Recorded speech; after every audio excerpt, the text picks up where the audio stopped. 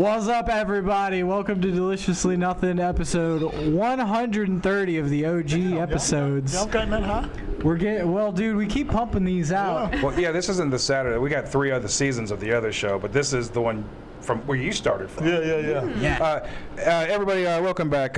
Monty Hicks. He's the original host of the DNP podcast. Nick is now sitting in that spot. I am ready to do some drinking. I don't know about anybody else, but I have had a shit week and it's been hot. So if I sit here and get slammed, I live here. I don't have to drive. I'm popped us in. I'm having fun. Popped us in. All right. Oh, I love it. So Monty, tell everybody what you've been up to since the last time we saw you. Dude, last month was Pride Month. Yes. I think I went on a gay date. So, when you say that you think, that means that you definitely did. Or did you just go on a friend date? And Monty may or may have not sucked a dick. I'm going to give you the whole story, and you tell me if this was a gay date. All right. So, Saturday morning, a guy calls me, hey, you want to go to Cracker Barrel? Sure. Why not? I'm hungry. Yeah. I love breakfast. Who doesn't love breakfast? Cracker Barrel is awesome. So, he picks me up in his car. That's a gay date. And then we go to Cracker Barrel, and he paid for it. That is also a gay date. Hold on, it gets gayer. He said, do you want to go to the pound and pet some puppies together? What? What? So these 2 grown-ass men show up to the pound to pet puppies on a Saturday after breakfast that he paid for. I mean, that sounds like what me and Brandon would do, and then we would suck each other off because we're men, dude, and that's just what we do. I love him. Did you get a dog together? No, we didn't get a dog together. But he was telling me how he loves going to pet puppies. Yeah. And he said, there's hot women who work there. I'm like, what? Mm-hmm. I said, So he's going there to torment the puppies who have no home to pick up some pussy. Exactly. That was his game plan. All right. Seemed gay to me. Did it work for him? So somebody else asked me, how do you know it was a gay date? I think when he opened the door for me, that's when it turned into a gay date. Yeah. Are you gonna see each other again? I see him all the time. Go to the cat motel next time. Or no, there's a cat cafe that you could go to. No. Yeah, the cat cafe Yeah. would be a nice change of pace. Yeah, I don't like cats. Brandon and I would definitely do that. That's 100%. That sounds fun. Me and Will go get coffee together, and we'll walk around the neighborhood. Yeah. You know? Okay. Oh yeah, dude. I get it. We get stinky in all kinds of ways. 2 guys hanging out, but not to pet puppies. I'll pet puppies. You don't understand how much I love puppies, Monty. I love a good puppy. Okay. During the month of June. Okay. It's hard not to every take month. them all home, though. That's hilarious. We had fun, and he was telling me about another pound we went to one on Harding, but he was like, "Oh, the better one is out in Goodlettsville." That's a pretty ghetto one. The animals that are in the one at Harding are sad. They look like they're in prison. Maybe because they're right beside a prison. They are. True. To pound puppies. Thank you. Did they ever? Did you want one too? Are you drinking? No, I'm okay. Thank you. Oh, okay. I was about to say, yeah. There you go. To pound puppies. There you go. I don't know. I read that Abraham Lincoln really liked cats for some. That I had never heard that before, but now I'm just imagining Abraham Lincoln covered in cats. Didn't Biden's dogs bite people? Yeah, Commander How many Biden. presidents? Yeah, no, Commander Biden bit so many people. Really? Yeah, but then so Biden's Secret Service agent was robbed at gunpoint, and I was like, if Biden commander would have been there, that would not have happened. No, dude. Biden would have, or not Biden would not have bitten anyone's face off. Yeah, who knows? Commander would have taken care of business. Yeah, for sure. Bring him back. Yeah. Bring him back. Bring the dog. Why? Yeah. Yeah. Did they have to let go of the dog? I think the commander is somewhere biting people outside of the public eye. I don't know. Yeah, I think he's having fun somewhere. They put him on a ranch somewhere. Yeah. We'll just say that. You just can't be at the White House biting people. That's you true. can do a lot of things in the White House, but not biting Coke. people. Yeah. Coke in the bathroom. Yeah. Mm-hmm. Yeah, I heard Hunter Biden's been hanging out in these meetings. To be honest, if you had an opportunity to do Coke at the White House, you would do it, right? Yeah, right. I would. I mean, I'm just saying, if I was in the White House and someone's like, "Hey, come over here, and we're going in the bathroom," and they're cutting up some lines, I'm down. I'm already there. You know, we're both involved at this point. But my thing is, who yeah. provided it? If the White House provided it, that'd be awesome. Yeah. Well, first of all, you know it's There's from the probably some hidden CIA. in the walls, dude. The CIA are the ones that are in charge of the cartels. They're making sure that Hunter Biden has enough coke to get busted with. Yeah. Well, and there are so many like fun rooms at the White House. I feel like it would be like a good time. I don't Right. know. Like the JFK room. Yeah. There's like Yeah. a dish room. I don't know. I have never actually been inside the White House. Maybe one day. Neither I have no desire, though. I mean, first of all, I don't want to go to Washington, D.C. No. Like maybe back in the day when I was a kid, it was all the punk bands and the punk scene. But now, I have no reason to go to Washington, D.C. I think it's mostly tourists and then like people who like work, you know, on Capitol Hill. I don't know. Right. Yeah. I don't know. Usually. So what do you guys think about businesses that are not allowing 20-somethings? Oh, you know, I heard that. Okay, so there was a restaurant that is banning people who are under 30. And I was like, I guess Bill Belichick can go, but his girlfriend has to wait in the car. Like, that's going to be awkward if you're in some kind of age gap relationship Right, to be dude, like, guess we that's, can't go here. Well, there's several now that are doing 25 and under. So if Okay. you're 25 and under, you can't go in. I kind of like that because as a seasoned lady myself. Thins the herd.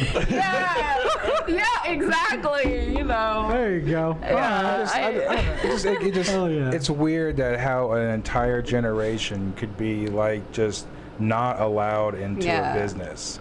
I mean, you haven't seen that since back when they said white only. You know, that was the last time. I mean, Yeah, like Fair. I guess it makes sense. Obviously, to have like 21 and up places or like 18 and up, but like But 25 it seems and 30? weird. Like if you're allowed to like go to war, like you should be able to be in a restaurant. Like That's true. That is true. Yeah. I haven't seen any of that. I think that's a bit wild, dude. like I don't go anywhere, so I've not actually walked into one of these places. But like every time I'm on the news, you know, they're talking about how someone's pissed off because they wouldn't be allowed in and stuff. But I mean, I don't know. Maybe be less opinionated when you go somewhere and just treat the service right and maybe tip, because that's a big thing. Yeah. That's like the biggest thing as Always far tip. as no one's tipping. So I mean, it was just. Yeah. Well, and I feel like a lot of places are self-selecting. Like I went to this like hip spot in Germantown the other night, Sunny's, for that open mic. for Yeah. Mike. And there were just like Yeah. a lot of young people there, and I'm like, I probably wouldn't come back, but for The comedy, right? Right. I'm like, I want to you be walk somewhere. out Yeah. because it's in a clubhouse Yeah. behind the bar, so you got to walk through the other restaurant. You Like, know? I knew it was mean, too hip for me, right? And I think similarly, if you go into a place and it's sort of like la-di-da, I don't know, if I was younger, I would maybe not want to be there. The only place that made me feel right at home was Twin Kegs. That was it, dude. That was it. That and Cafe Coco. It was actually made nice me to get feel- shit-faced at Twin Kegs because you knew no one was going to get fucked with you. I mean, you sit right there on the deck and fucking smoke and hang out. Dude, People are passing joints everywhere. yeah. I've left We're having Twin a good Kegs time. so fucked up. I'm just like, maybe I should not have left. Maybe I need to go back.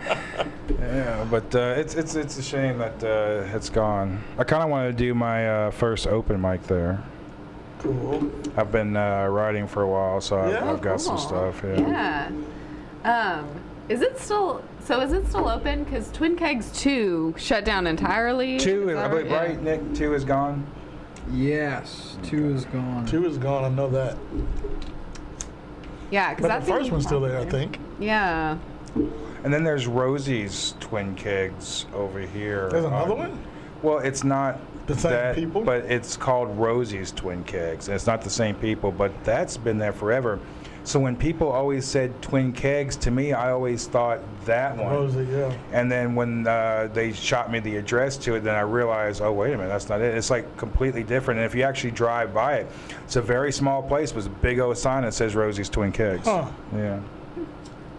So funny that you be in Nashville for so long but haven't seen everything. Right. Or everything's popping up, everything's new, everything's changing. I think everything's There's a new lot of now. things There's changing, not a for lot sure. of old stuff left. Like Santa's Pub is still around, Yeah. you know. And then if you like, psychedelics, the Zoo is a great place. That's been around for like 30 years. Yeah. And there are still a few like establishments, like bars that I like to go to like They're bringing years back ago the that are Gold still Nugget here. on Elliston. Right across from the exit in. Like that was like a place where you would go and hang out until the show that you were going to go see across the street was lining up at exit in, Heck, right? yeah. And then they took it away. They like downsized so much because when the first time that I ever went to the Gold Nugget, they had an upstairs, and the entire upstairs was pool tables. And then the last time I went there, right before they shut down, they had the entire thing quartered off. Like there were walls that were leading to where the staircases were, and so there's no staircase. They're behind the wall. Really? It was crazy. Oh. It's over there by Corner Bar. I remember not the Across the last street. time. Yeah, across the street from Corner Bar. Not the last time I was there, maybe 2 or 3 times before that, I saw Coolio there. Oh, Wow. cool. That's so random. He's alive? This is years ago. Wow. But he had a Well, concert. it has to be. Yeah, had a concert at. yeah. Oh crap! It's on the Mumbrium. Whatever. It was in the backyard of this. The end or something? Not the end. But anyway, it was over there. The end would be over by exit in, and It's across the street. Yeah. Is Exit In is still there, right? I thought I read that they were. Several times they were going to be mowed down and become apartment complexes or whatever they're building over there. That's- And it's been saved several times. Yeah. But it's always in fluctuation, and I think they either are trying to or have already had it as a historical landmark, so you can't do anything with it. Because we have lost so many venues. yeah. Elliston, that whole square right there, was iconic back when I was in high school. Like if you went to go see a show somewhere, you saw the bigger bands at Elliston or at Exit In, and then all the underground bands across the street at the end, which people would call Elliston Inn or something like that. But the whole thing was Elliston Square. Yeah. And that's pretty much if you were a teenager, that's where you spent most of your. I found so many bags of weed stepping out of my car, and I was like, oh, here's some weed, Yeah. I mean, it A was lot just of local bands' first shows are at the end too. yeah. It was like I have never played the end. Like in all the different bands that I've ever been in, I have never played. I've seen. I went there and played. I've seen a bunch of my friends' bands play there. When my very first show I ever saw in my life was there, I saw Skeletal Earth and FUCT. We had Clay Brocker from FUCT on the show. I don't know if you remember that. Back when Lizzie Cates was on, did you remember Lizzie coming on? So you remember the grizzled rock star that was sitting right beside her, Clay? So he was from FUCT back in the day. I mean, it was a really happening. I mean, the bands back then were fucking amazing. I can imagine. Yeah. It's good to kind of see a scene coming back now, but it's like kind of in Clarksville. Like all the really good bands are in fucking Clarksville. Oh, Yeah. interesting. there's quite a few. Yeah, my favorite band in Tennessee is Modern Primate, and they're a Clarksville band. So, like, yeah, you remember Modern Primate. Yeah. Fuck yeah. Oh, yeah. So, I mean, there's a lot of great music. There's a lot of shit music. I mean, we've had our share of good bands and bad bands on the show. And it's just, sometimes you just gotta bear with it, Would you ever run like a venue, manage a venue if you could? So I don't know if I would manage a venue, but I would like to own a venue. Yeah. So that would be great. But I would actually like to start doing the shows live. Like we've attempted to do it live. Like we had a show going over here at the 404 that was more of like a comedy show. When we were first starting this show, Monty and us, we were doing Rebar. We did that twice right before the COVID shutdown. Oh, Rebar. And COVID shutdown wound up pretty much ending everything for everybody for a while. Yeah. And then we were just doing nothing but the studio show. No one had a place to play, so we were the only places that people can come and play. So we managed to continue to have shows through COVID, and nobody was doing anything. It was crazy. All of this conversation is making me remember that I don't go anywhere. I'm like trying to think, what's the cool spot in town? Santa's Pub. If you're in Nashville, Santa's Pub is by far the place to go. Beyond karaoke? Well, because you're not going there for karaoke. You're going to get drunk enough because it's $2 beers, and you'll eventually go up there, because I didn't think I'd ever do karaoke in my life, and then all of a sudden I'm up there doing Riders on the Storm by the Doors, That place does get you. It can. It is so fun because the energy there. What's your karaoke song? Man, I mean, really, just pick any like Creedence song. Yeah. Oh, I like can see that. CCR Yeah. song. So you're gonna do karaoke Creedence? Yes, I'll do that. I have tried to do, I should say, very, very drunk, Bohemian Rhapsody before with another dude that really didn't know the words, and I was really drunk. Did you know the So- words? I knew a lot of the words. All right. You know, as the lost member of the Beatles, I feel like you have to do one song. God, dude, I could Doesn't it do look Yesterday. like every member of the Beatles was put into a blender? He does. He has a. Oh, so there is a fake Nick. There's an evil Nick. I discovered that there's a dude, and his name is Nick, and he looks exactly like Nick. The same glasses, the same beard, the same hair. Wears a fucking beanie. I looked at this picture. I was like, oh, this dude's with Nick. I was like, that's not Nick. His name is Nick. So I think that what we need to do is we need to Have him on. Nope. I think we should hunt down fake Nick. I think we should drive up in like a rape van, like a solid white van with like all rusted out and everything, but spray painted in black rape van. And we should pick him up and we should bring him to the show. We should hog tie him. He needs to be hog tied. And then we're going to make an example of him on the show for being fake Nick. Just look at this man. He's sweet. He's innocent. He's Nick. There doesn't need to be an evil Nick. Like if I found out like there was an evil Rev, I'd be like, hey, I'm probably evil Rev, right? I'm probably evil Rev. What if Nick is secretly the evil one, though, and I he's could be tricking the us evil this one whole tricking you the whole time. You could be, but I spent a lot of time with him here Yeah, recently, and I you would don't. know. Yeah. He's That's actually one of true. the sweetest people I've ever met. That's so true. yeah, A yeah. sweet, The- sweet, precious angel. The Nick that you saw, Evil was- Nick. Evil Nick. Nick. Get it right, Evil Nick. Evil Nick, Right, thank you. What's his is last a name? much more popular comedian, Nick Mullen, Oh, who's so in Cumtown. Nick Mullen. We're in Cumtown. That is the name of his podcast, Cumtown. Oh, I was That he like, was in. I mean, I've been a visitor one time. What I'm time? not a resident. Oh, that's I pulled up to the club. All right, that's good. Everybody's gone to Cumtown, but Oh that my was the God. name of their podcast. I think they've like rebranded it Right now. down the So street. where does Evil Nick reside? Oh, that's I think he hilarious. lives in New York. Oh, so this is a okay. road trip. Yeah, it would be a road trip, dog. We'd have to go So we could far. write it off. We could write it off as an expense. Yeah. Okay, yeah. Yeah, exactly. So we're going to go to New York and we're going to kidnap Evil Nick. We're gonna kidnap Evil Nick. He's also a comedian? Yeah. Yes. Oh, okay. That's And he guy- wears the guy like he's jerseys and speaking shit. of. Like I saw it. Oh my god. And I was like, that's Nick. Like it's insane. We're giving him some great press though. Technically that's the idea, but That's the point. Yeah. Exactly. we love you, Evil Nick. Yeah. Watch your We fucking love back. you. No, fuck you. Watch your back. Yeah, watch it. Watch it. Watch it good. I like your Watch it. material. I think I've you're actually never fantastic. heard of you, so you got it coming, buddy. But But this is good, Nick. He's not going to threaten you, but I'm Evil Rev, baby. that's right. He said evil. I don't know. I got why Ren. that reminds me of that movie Face Off. Have you? Oh my God. Yes. John Travolta, right? Isn't it? Yeah. And Keanu Reeves, right? No, it was. No.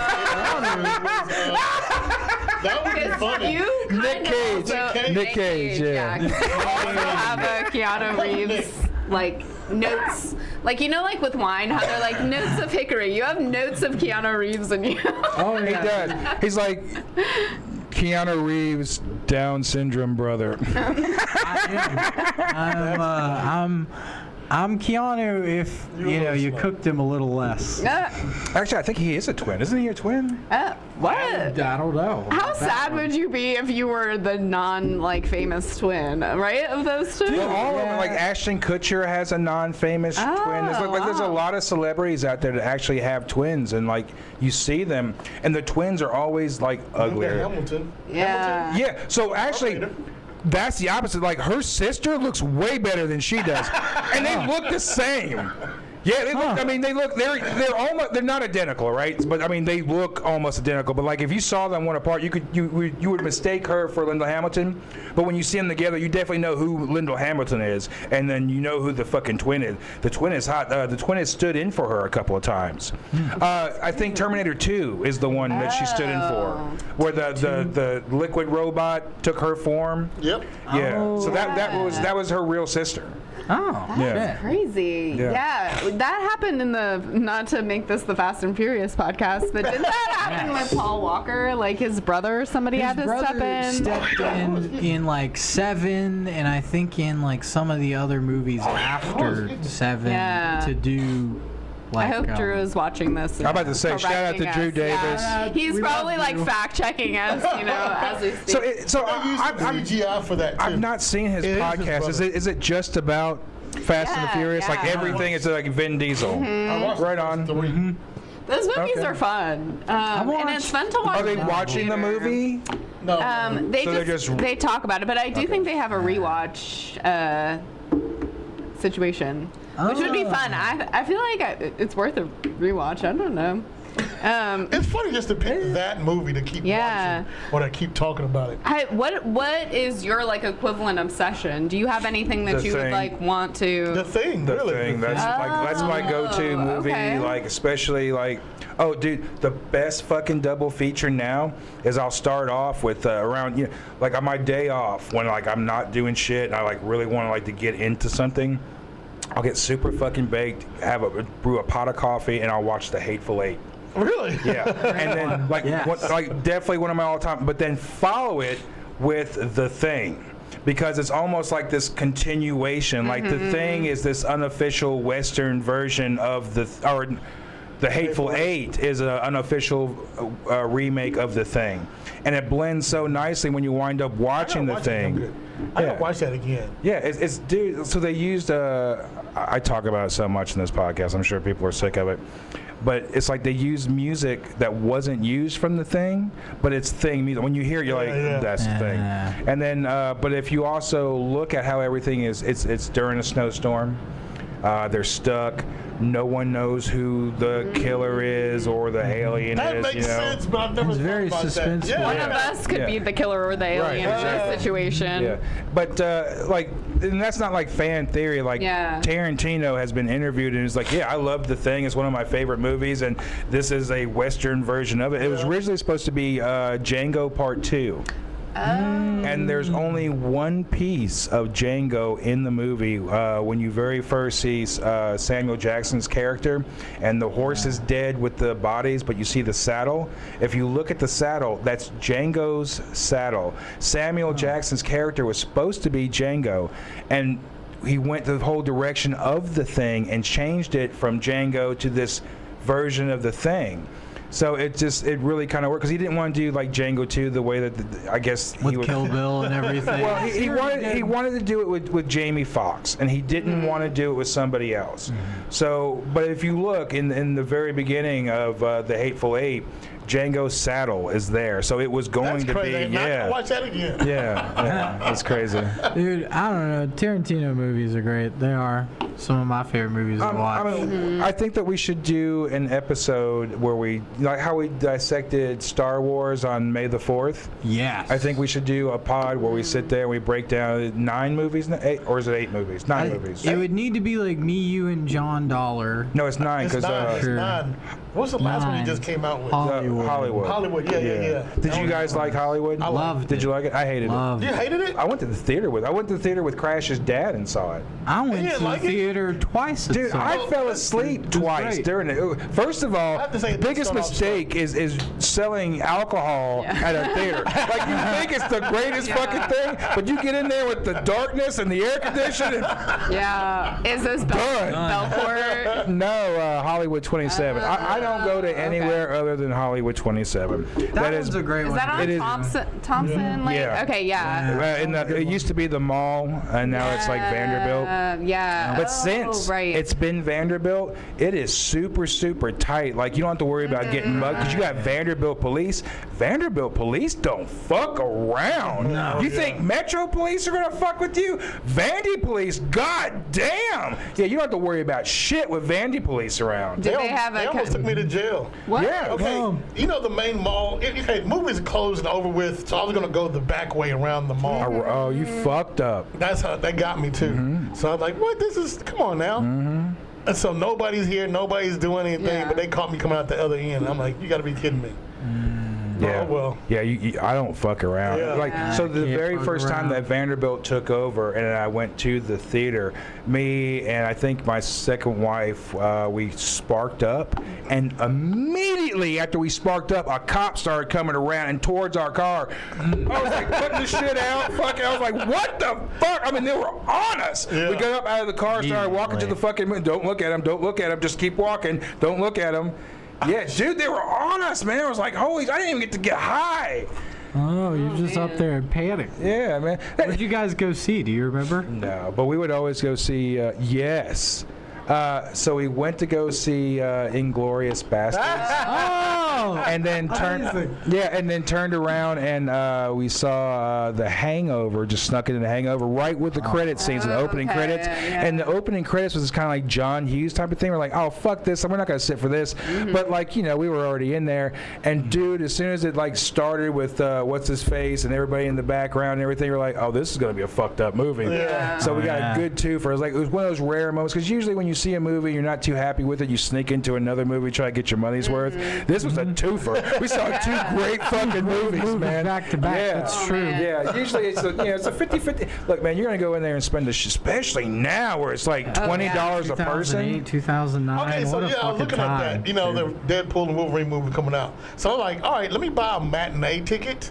They're still just as high as everybody else. Yeah. It's like $3 cheaper. It's not No. much. Okay, well, at least at Opera Mills is still $15. Oh, I'm not going to fucking. So I was like, okay, let me go at 3 o'clock on a Thursday. Right. And I'm In thinking the it's middle gonna of be the day. cheap. Yeah. Yeah. No, still No, you gotta go to $15. like 11 o'clock. I think it's Yeah. like the matinee now is before 2 now. Yeah. So if you're gonna get that matinee price, you gotta get up early. You gotta be there. I'm a fucking 11 o'clock That's showing. crazy. It was funny. I was looking at movie times and it was like Garfield at midnight, and I was like, would it be weird if I went by myself to see Garfield at midnight? So do you remember Movie Pass when they first started? No, I did not, and I just saw the fucking documentary you saw on it. that? I just, Yeah. and I never heard of it. Really? Never. I'm so pissed off because I could think of how much this when they were out and doing their thing is when I was at the movies the most spending. I don't know, fucking. I had a kid at the time. Fucking God knows the amount of money. My cousins, our nephews, and shit. Like I mean, we were always going to the movie, and not once had I ever heard anyone speak Movie Pass. I Oh never my saw an advertisement for it, and then when I just recently, like 2 weeks ago, saw the fucking documentary on Movie Pass, it blew my fucking mind. It was like the Wild West. So I had like an unlimited pass. I was at the movies like every day, like a crack addict. Like I gotta get my movie fix. And like then you started to go and it started to glitch. Like the system was glitching, and I was like, oh man, shit. they're gonna go bankrupt any moment now. Yeah, no, but I Did hit you it see when the it was, like- documentary on it? No, I haven't, but I need to. So the documentary, basically, they kind of hinted at the end of it that they may be bringing it back, and hopefully they can work it out to do it. But the way that they spun it, as it was this big conglomerate, and they went ahead and gave you, you know, all the movies you can watch for a particular price, but then they backpedal and they show how it started with who actually started it. And so when you look at how it actually started, and then look who took it over, who was the actual investors into it, and then Oh, no. all they did was like Tower Records essentially is they just partied on it. All they did was just take all the money and they fucking partied on it, and they didn't put in anything back into the company. And you gotta think, like, when you're going to because the way that they did it is from what I understand, Monty, correct me if I'm wrong, but like you would have to check in with your GPS. So say I wanted to go to Hollywood 27, I would go to Hollywood 27, I would check in, I would get the price for it, they would download the price to your Movie Pass pass the money to which then you would just use. So essentially you had a debit card of their money that you were using on the spot, but with the GPS verification that you were actually there to spend the fucking money. And so then they would scan your card and then they'd give you the ticket and you would go into it and everything. But they weren't bringing in enough money to sustain people like you and me would be, where we're wanting to use it every day. It was like a $20 a month. They're banking on you to go 2 or 3 times. Right. So basically, it's like buy 2 get 1 free, basically. But like you don't have to really pay. You have the card. You just go and don't have to really worry about it. Like you have movies essentially for life with the membership. But like 2 things happened. There were people like if I knew, I would be exactly like her, where I'd be using it every day. I would see every fucking movie because I could. Yeah. Because I could. Absolutely. But then on the top of it, on the corporate level, you had everybody who was partying on the money, and they were partying on the money. Yeah. So you had no money coming in, and all the money on the other side being going out. Yeah, up a nose or out a toot. I mean, it's just, So they couldn't sustain themselves and they were gone. But when you see the documentary, it pisses you off so bad because they had such a great fucking thing that was just purposely destroyed. Purposely. Because it made people, I think, interested in going to the movies again. Like, I feel like that kind of dropped off a little bit. Like, I love going to a theater. The experience. Right. Because I love watching movies, but it's different if you're sitting on the couch with your phone in your hand versus like in a theater. I can't do it. Yeah. I can't do it. Even if I'm like, if I got like a bootleg on an app or something allegedly, like I'll still stream it to my TV. Because I can't just sit there and fucking. Did I get you? No. I was just like, no, I got it. But like to sit there and like watch something like this for an hour or so, even if I have a stand or something like that, like I can't do that. I can't like tunnel vision it out because I'm still aware of every fucking thing else. I need to be in the fucking background, not the foreground, but in the background on a big enough screen where I can see everything. And like I'm so old school like that. Like if I can't watch something without a surround sound. If there's not a subwoofer, I'm pissed. Yeah. Watching a movie on your laptop. I tried to watch Oppenheimer on my laptop, and I was like, oh wow. I was like, oh, and the bomb drop was just like, boop. Tiny. Can't do that. Like, it doesn't really seem like that big of a deal. But what I do is I go to I go to movie screenings. Free movie screenings every week. So when I first met you, I remember you like were trying to get me in on that because you were going to movies all the time. I was like, how the fuck are you affording this? Because even at that, it was like COVID. So even at that time, it was expensive to go. Still like $14 to fucking go. So what they do is the Nashville scene, the Tennessee, and you got to sign up for it though. Yeah, they all want to see the movie before it comes out, so now they can talk about it in the paper. The critic. What to go see, the critics. So my thing is, they don't want to sit in the audience by themselves, in the theater by themselves, so they get send out select few tickets that they fill the audience up. So they got certain websites, certain Facebook groups you can go to, certain Twitter links you can go to, that every week they do normally tell you on Monday, you go to the movie that Tuesday night, then they talk about it Thursday in the paper. So you just got to be on that list. Oh, that's cool. So that's why that movie pass was no good for me because I was going to a free movie every week anyway. And it was the most popular movie, and I saw it before everybody else saw it. What I don't understand is, like, I went to the movies all the time, and not one time have I ever heard of MoviePass. I heard about it on a podcast years ago, actually. At Hollywood 27, they had posters for it. I never saw it. Like 2019, I smoke a lot of dope in the parking lot before going in. And I'm also colorblind, so it was like a big red sign. Maybe I may not have caught it. But it's like no one, like no friend of mine has ever said, hey, man, have you ever heard of MoviePass? Like I was completely unaware of it.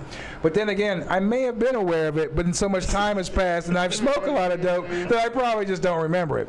But it was like such a shock to me when I saw that video or the documentary. It was just like it was completely like I've never heard of it before. It was just like a brief window where people would be in the parking lot like, gotta get the tickets. It was, but they still have it, but it's more of like a subscription model, so it's like you're not really saving that much money. Regal does it, I think. Yeah, kind of like that. Yeah. But Yeah, I saw that they were trying to make, you know how Barbie and Oppenheimer came out at the same time, Barbenheimer. They were trying to do that with like 2 other movies. I saw them like, I don't know. It was like the Wicked movie and then something else. I'm like, I don't even know. Yeah, I'm like, are we all going to dress up and go to the movie theater again? Probably when something else comes out. Yeah, everyone was dressed up when I went to the Barbie movie. I was like, we're all just thirsting for a good time, I think. Have you guys seen the new movie, the horror movie, In a Violent Nature? Oh no, who's in that? Tell. So very little people are in it. So it's a reboot essentially of Friday the 13th. Oh. Like, And what's it called part again? 2 is In a Violent Nature. Okay. Spoiler alert. So basically, it's dead up Friday the 13th Part 2. Like the setup, everything, and like there's the campfire where they tell the story of Jason and everything. It's the exact story of this special kid. You know, he's got fucking some type of Is it Camp retardism. Crystal Lake still? It's not, but it's at a lake. I mean, like I'm sitting here thinking, it's like, all right, so they must have lost the license. Like, they must have planned to do a reboot and lost the license. So after I watched the movie, I kind of, like, looked up and no, like, this is supposed to be their original feat. So I'm going to say this. First of all, if you would have told me that this was Friday the 13th, but the direction they went, I've been completely on board with it. Yeah. Because it was such a refreshing take on it. A lot of people were calling it, like, Skinamarink and stuff, or Slasher-marink and stuff like that, and I didn't feel that way. The camera did hold on a lot of different things where it's kind of like still videography, which I kind of thought was cool. And I saw Skinamarink, and it's nothing like that. Like, that was some random still bullshit. No, the worst movie I've ever seen in my life. But this, so now you're following the killer. You're in the killer's perspective. So like in like a Friday the 13th movie where you're focused on the counselors and you don't see what Jason is doing and everything coming around. Well, in this, you're following Jason, but it's not Jason. It's another dude. He's a big hulking Jason dude though. And at first, even. Okay, so like you remember Part 2, he's got the burlap sack, right? Yeah. So this is essentially the burlap sack, but it's like a fireman's mask, you know, but it's like a burlap, but it looks like the burlap sack.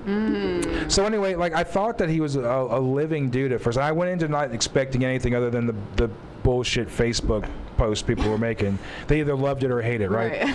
So like there's and it kind of starts off like a Skinamarink thing where it's just a still thing, and it's like you're just kind of hearing people's voices to the side, and you're just kind of focused in this kind of wooded part. You're kind of in the structure, but you're not knowing exactly where you are. And then it just kind of, the camera tilts to the right, and there's this hanging necklace. And then you can still hear people talking, and like, okay, well, we need this to go. And so then you see a hand reach in and grab the necklace and everything. And then it holds for a minute, and you hear people going in the background, and then you're listening to all the birds and all this shit going on. And then all of a sudden, what you thought was just something that was just in the foreground starts to move, and then the camera changes, and it's like this breathing hole or tube. And so then the breathing tube starts to come out of the ground and falls over, and then Jason or whoever the fuck he is comes out and everything. I swear to God, it's Friday the fucking 13th. So he comes out and everything. So I think they was like, oh shit, dude was just hiding there the whole time, waiting for someone to take this. That's fucking great, right? And so then it follows. So the camera the whole time is behind him, following me around as he's kind of lurching around and stuff. And it's like so now he's just on the hunt for whoever's got this fucking necklace and everything. When he actually gets into the light right before he hits his first victim, and because he's in kind of in the shade all the time with the canopy of the woods. So when he comes out of the woods and gets towards this house and he's in the light, you can see that he's got like necrotic places where you're like, oh, is he dead? So you don't really, later you find out, yeah. So, but He's like zombified. But it's Friday the 13th if somebody just decided to take a different approach. If you would have told me that it was Friday the 13th, like reboot, I'd be completely on and I'm ready for the next one. But the fact that they're saying that this is an original thing, that I gotta call horseshit on that, and I gotta stop you in your tracks. I was like, whoa. No. Tell me that you definitely you saw Friday the 13th, because if you're telling me that you've never seen Friday the 13th, but you wrote and shot Friday the 13th, I'm not listening to that shit. I'm calling bullshit. And even the kills on it, and I won't spoil the kills because that's what you watch a slasher movie for. But there was just one point where it's like, oh, are they really? Oh yeah, they're doing it. Oh, they're totally doing it. Yeah, so it's like if you want something that's like really, really mellow for the most part, Right. because like, you know, you're not with like the teens who are partying and doping and all this other stuff. You're with a dude who's just like walking around the perimeter. That's I mean, the killer, and like when I first heard about it, I also thought it was like they were doing it like an all-in-one shot. Or maybe shaky cam. But no, it's shot beautifully. It's like when you're following him, they wind up going to different times of the day. So like dusk, the part where he's walking through this field of like weed flowers, but not like pot, but like weeds, and then it's like it's at dusk, and it's like that the magic time that always like everything's kind of like golden. Oh, the golden hour. Thank you. It's so beautiful, but you're following this just hulking killer. Dude, it was just like, I had to watch it twice. Like, so I watched it on bootleg and then bought it on Vudu so I can watch it like without all the commercials and shit. So I watched it twice in one day. I mean, it was just one of those things where it's like, I'm so glad that, you know, I really kind of kept an open mind going into it, and the fact that I didn't listen to either, because the people were saying it was either like fucking dog shit or fucking great. And I mean, I'm right there like, so the way that I feel about it is it's definitely plagiarism. But if you watch it, you will be happy. If you're a Friday the 13th fan, you will be so fucking happy. Yeah, because like the other Friday the 13th remake that they did, when you saying that you're remaking Friday the 13th, you're remaking Friday. No one remakes Friday the 13th Part 1 when it's Jason's mother doing the killer. They always want to do Jason. Oh, sorry, they only want to do Jason in Part 2. So every remake is always going to be Part 2. They will never remake Part 1 because what was the surprise ending? Well, it was Jason's mother.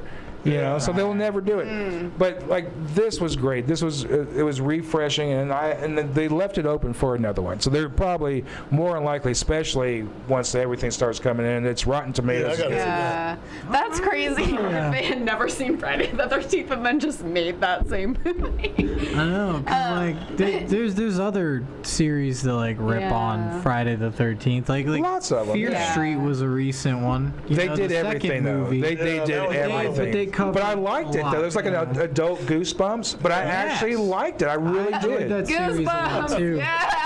It's I'm a big Goosebumps fan. Oh my God, you're showing your age off right now. My nephew was big into Goosebumps when he was a kid, so I was there with him through that whole. So I thought it was really good. There was kind of like a horror deal, but for kids. You know, I didn't have shit like that when I was a kid. Now, Abbott and Costello meets Frankenstein. Are you a big like Halloween, the holiday person? To me, Halloween is the season, not the fall. Yeah. Like it's Halloween season, not fall season. Like I love Halloween and I always have. Yeah. Yeah, I feel like all my friends are like really into Halloween. Like they're already like posting like it's almost Halloween. I'm like, you see that? Yeah. In June. It's 200 days to Halloween. Like, we could make it Halloween year round if you want. I mean, for some people it is. Yeah.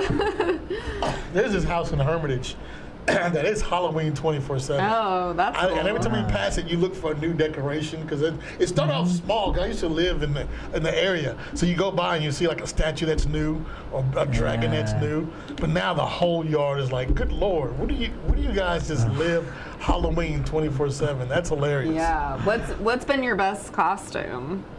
Do you dress up? Dude, I like my liquid death can. I think that was a fun So that was costume. funny. I don't think especially because it had blood, like he was popping out of the can. Oh, that's fun. Yeah. Yeah, it's literally just like I look like a liquid death can. You know? That's hilarious. That I don't even know what it looks like, and it sounds hilarious. I look Liquid like death. a can. A can of water. Yeah, you'll have to bring it back for sure. I like liquid death, but I don't like water in a can. I Really? have to pour it into something else. So the Clear Canadian, the knockoff to Clear American, which is the knockoff to Clearly Canadian. Yeah. They put it in a can, and I thought it was going to be horrible, but I was very, very fucking thirsty, and I was like, oh, this is fucking amazing. And it was water, sparkling water in a can, and it was really fucking great. Huh. And that's what turned, I do buy it in the plastic bottle, which probably the can is probably better with all the micro. So they're finding microplastics in everything now. I saw a fucking thing that they talking about. There's microplastics in people's penises now. Yeah. And So- the testicles. And and I'm just like, so there's microplastics in everything, but I saw that this is the fucked up thing. They found Capri Suns. Yeah. So anything I'm sorry, go plastic, ahead. anything Keep going. plastic that gets heated. Yeah. So anything, your water bottles. Monty, you're my age, right? How old are you? 50. I'll be 51 this month. Happy birthday and congratulations. Yeah. That's a milestone. So you remember going into the store and everything was glass. Nothing was plastic, right? Yep. It would be glass with a styrofoam little wrapper on it, right? There was a time where like you would collect all your glass and you go recycle it and everything, and they would put that towards your new purchase. Yeah. So the only time I remember, like, when we were kids, when there was plastic, were like toys, and you had like little army men and stuff like that. And sometime around the 80s, you started seeing that people were like, oh no, styrofoam is bad and everything. You started seeing plastics begun coming in. And then it was, now there was plastic everywhere. Everything is plastic. You have saran wrap, the plastic wraps, garbage bags. Everything is made of plastic. 90% of the shit that's probably in this room is made of fucking plastic. And so now they're saying, because of all the chemicals that we're putting in, that males, the distance between their balls and their asshole is shorter. What? Yeah. So like this new generation, The taint. their taint is smaller compared to like older generations. Micro So they taint. have micro taints. Micro taint. Micro taints. That sounds kind of cute. Oh, Micro taint. But it's not cute. It's actually fucked up because they're the children that. Is men. Well, okay. yeah, no. To women. All right, well, I saw that the Y chromosome is evolving like faster than the X chromosome. I don't know. I didn't read the whole article, but so that's what they're saying. Yeah. And they're also not only that, but it's a lot of males, especially younger males, are being more feminine and they're losing their masculinity. And so then you wind up having women that wind up being in the more of power positions and taking roles where males used to take. And males wanting to sit home and being housewives. I mean, there's dudes that I know that they were talking about relationships they were in where their wives or girlfriends worked and they got to stay home. And it was just like a complete role reversal. I do it all in my house. That's hilarious. I mean, I work, but I barely do housework. So, yeah, I feel like everybody should not have to work. That would be the ideal situation, I think. Well, I think that we all have to put into the society. Yeah. But I also feel that we should all have a universal pay. And I was talking about this to a comedian that was here last night. He did not share my view. But I feel that I don't give a fuck if you work for the fast food drive-through at Wendy's or if you're a doctor. I don't give a fuck if you're a lawyer. I think everybody makes the same. I don't believe in anybody should.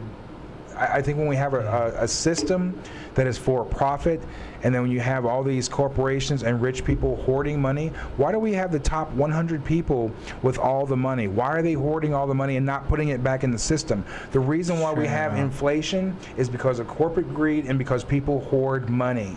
Yeah. So if you take a certain amount of money that we have in the treasury, that we're supposed to have, and denote that in the notes that we have as far as our currency, and spread that evenly to where everybody can afford housing, health care, whatever they fucking need, and be able to afford a home to not just rent in but live in if they wanted to, and then be able to take their vacations, to be able to do what they want to do instead of being strapped down. But no, you can't have that because you have people on the top who are taking all the cream for themselves and then hoarding it. They're not putting it back in the system. And when you can't have a capitalist society and have corruption, you can't have all the isms, and I said this last night, all the isms work on paper, all of them. It doesn't matter what, communism, socialism, capitalism, all of them work on paper. Do you know why they don't work on paper? Because of corruption. You have people at the top who are taking all of the cream and they're not distributing even. Everything works if everybody has equality. Now, the thing about capitalism, when I think about capitalism, I think of the Pink Floyd cover, which you wish you were here, where there's two dudes and they're in a handshake, but one of the guys are on fire, denoting that one guy is getting burned in this business deal. That in its definition is business. That in definition is capitalism. And if you ever wanted to see it in an album or in just a one little image, if you look at the album for Pink Floyd's Wish You Were Here, that's business in cool. one screenshot. Yeah. And so that's what capitalism is. Now, yeah, there's risk involved in everything that you do, but again, you can't have a society where you have an uber rich with the top 2% now. They're saying it used to be the top 1%. Now they're saying it's the top 2%, which does give me no shits. And then you have this massive fucking poverty rate, and then you have this fucking middle class, and the middle class is getting smaller and smaller. If you make under $200,000, you are in poverty. Yeah. So it's just one of those things, like, it only works if we make the system work. It does not work and gets bankrupted and corrupted, and we see it in history, and most commonly in the Romans. We see this great civilization fall because they let the outsiders fucking destroy them because they could not take care of their own shit from the inside. All the people coming in, the barbarians at the gates, they would have never been a threat if they would have taken care of their own. And what we need to do here is take care of our own. Why do we have fucking towns of homeless people living in cities? Why do we have that? We should never have that. We should be lifting our people up. I need to run for president. Yeah. What do you think of like Elon Musk and his I think he's a fucking fool. I think Elon Musk, for all his intelligence, is a fucking fool. Anybody who's going to sit there and build fucking iRobot, anybody who's going to make that a fucking reality is a fucking fool. Anybody, but you want to be the first. Everybody wants to be the first, and if you have the ability to be the first, and that's what you want to do. Tesla bot, fucking Unitree, the Chinese one is the one that really, you want to do it again? Oh, dear, I guess so. I'm not going to do it again. I'm sorry. Do what again? Now you got me wondering. I don't know. So look up Unitree G2. Okay. It is. Do you guys know Boston Dynamics? Yeah. So Boston Dynamics has put out their new humanoid, which is the Atlas. What? Holy shit. I am not worried about what Elon Musk has other than his software, but his Tesla bot, if you ever see iRobot, that's what the Tesla robot, so that's the one that helps grandma and does the grocery shopping and looks human, but also looks like, he can give you a cuddle. Right? But also those motherfuckers, their eyes can turn red and they can like hug you. You know what I'm saying? So, but then what the Boston Dynamics have done, if they had the AI that these other corporations put into it, these are the kill bots. These are the things of fucking nightmare because they're completely humanoid, but like the way they do shit. But it's fucked up now because everybody has got there's like 5 big players in there. Of course, China has Unitree. They just unveiled a few months ago Unitree G2. Holy fuck. Now, this thing isn't as sleek as, like, the sleekest one by far. The one that's most impressive by far is the Atlas. But everything that Boston does is fucking amazing. They're 4-legged things. They're humanoid things. Amazing. But China, Unitree has put out these ones, and they're kind of bulky. They're kind of something that you would see more in Star Wars. They're humanoid, but they're not, like, sleek. They're more kind of robot. So they demonstrated this stuff in front of a bunch of people. They took one, put it on a stage, and he took a staff, and it held the staff by the end and held it straight up in the air like a flagpole. Yeah. Then he let it drop and caught it halfway, and then started spinning it like Darth fucking Maul. And everybody who was sitting there, I'm just like, is not everyone freaking out? Why is no one freaking out? Why is no one freaking out right the fuck now? And they're talking about how this has 360-degree detection. Why? So we can't sneak up on the motherfucker, and then they have this dude come up behind it and kick it, and so it like moves forward but catches itself. But then it also has 360 detection, so it can spin around and fuck you up. What the fuck are we doing? Is there like a kill switch on it? No, because basically when AI takes over and we have all these fucking things that are supposed to be grandma's helper, but all of a sudden the red lights come on and they are not grandma's helper, and there's one in every fucking home, and they're $10,000. Yeah. Next year, 2025, Tesla bots are going to be on the market, $10,000, cheaper than your car. You can send the motherfuckers to work for you, for grocery stores, whatever the fuck you want this thing to goddamn do, it's going to get up and do it. I saw that the military had yeah, go ahead. No, go ahead. Had robot dogs with machine guns that were AI. Yes. I think that sounds great. Yeah, which I'm do. like, that sounds like that sounds Yes, that is terrifying. DARPA. And then That's now you want to go Star on fucking Wars, dude. No, that's DARPA. That is DARPA. the robot dogs with AI-driven machine guns. That's hilarious. So I just made that up. that you did not. That is Black Ops, and that is DARPA. You want to start talking about some fucked up shit, which I am not going to right now, because I am not going to bullshit about DARPA. Okay, That so is I one of was the things I talking to a do know. younger girl, early 20s, and she's scared of AI. Now me, I'm like, okay, it's not going to be here enough in my time. No, it's here right now, bud. I know, but still to be in every home, I'm not worried about that part. And It's she's in like, your oh pocket. yeah. She said, It's oh in yeah. your fucking pocket. She said, oh, it's going to get dangerous in the next couple of years. I'm like, we'll see. No. But she said, you're going to be dead and gone. I got to deal with this shit. Okay. So I'm like, what? No, because I think, and this is where I think about simulation theory, because I think of back when we started talking about AI when I was a child, we had Terminator, right? Yeah. Terminator didn't scare me, right? Skynet didn't scare me. Then we had other movies that were kind of dystopian and everything, but you know the movie that fucking did scare me, and it's not even a scary movie. It's a romantic comedy. So War Games is another one that they were supposed to put out, and that's another where they teach it strategy and everything. But again, that's military-industrial complex stuff and not how actually things were going to go. What actually told the future is a movie, I think it was 1984, called Electric Dreams, where a guy, he goes and buys, you saw it? Yep. So you're my age, I know you have. So he goes and buys a high-end computer, he sets it up and everything, and I can't remember what he did for a living, help me out if you can. But he had a high-end job, he was doing something, and then he spills like wine or something into the computer shuts down and everything. So the next day it dries out.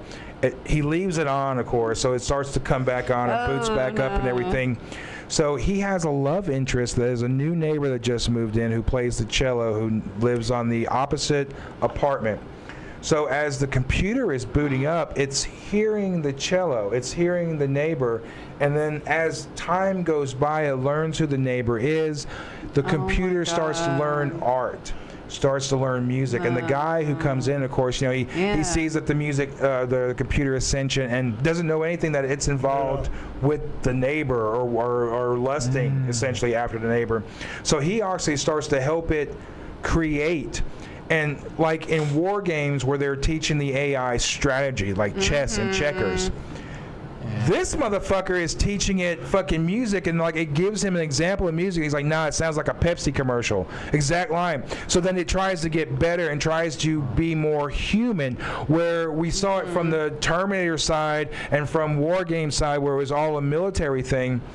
But what actually happened and what we're actually doing is all of us are feeding AI all these things, all our desires. We're like, oh, well, you know, Kermit the Frog hitting Miss Piggy from behind, holding a bong. You know, we're teaching it art and music. You can hear songs now by Johnny Cash, who hasn't been alive for I don't know how long, but brand new music by Johnny Cash.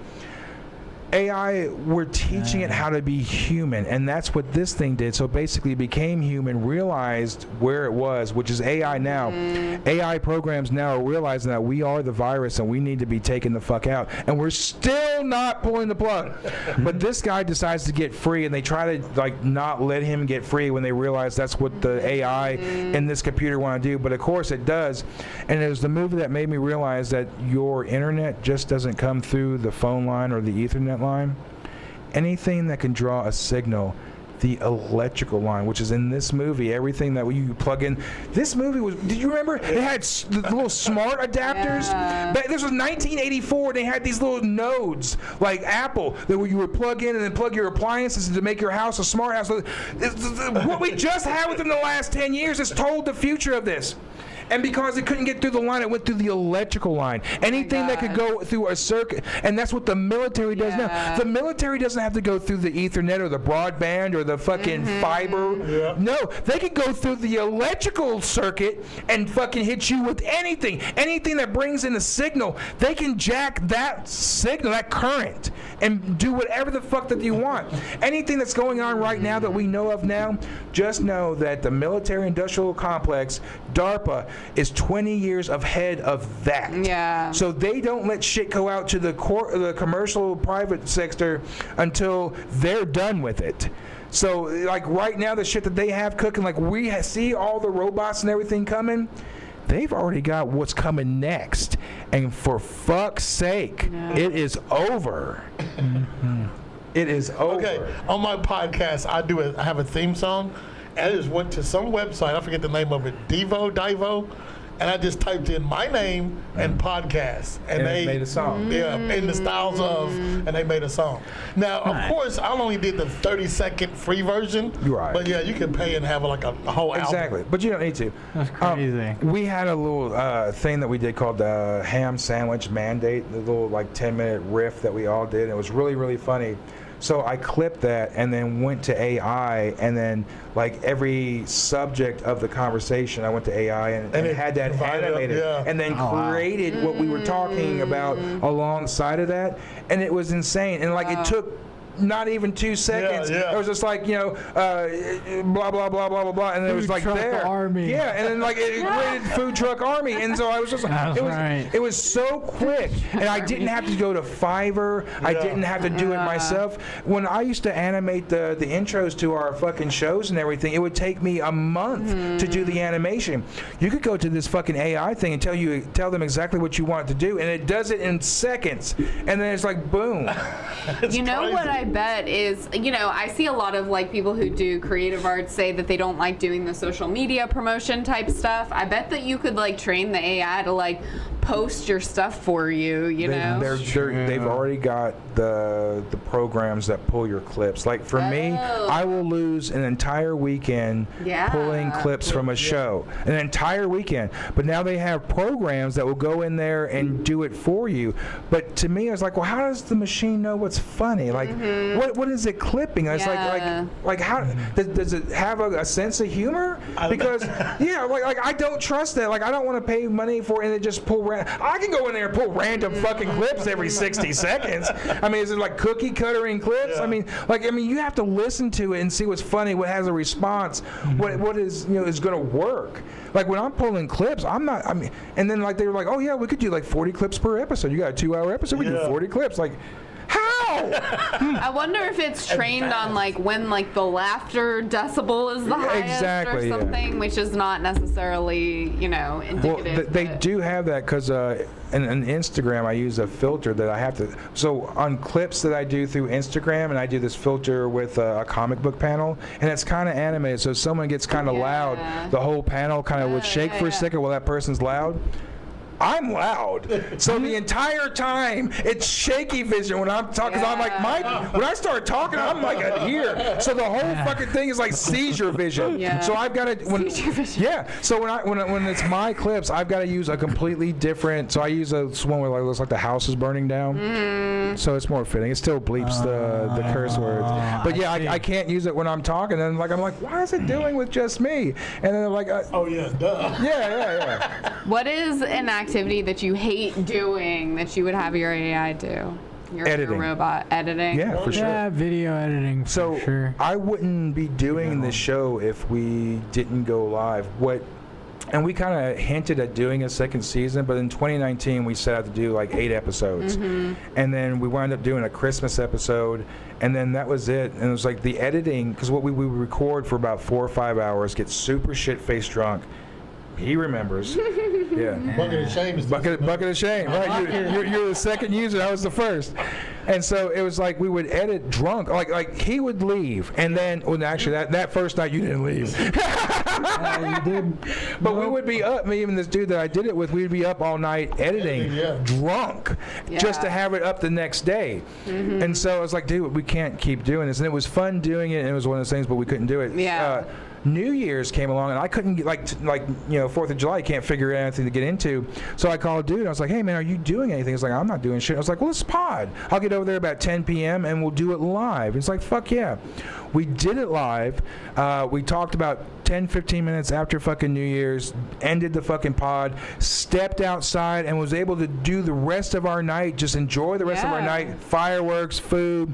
We drank more, and it was just such a different experience than then before, that's why we continue to do it, and we started doing it live.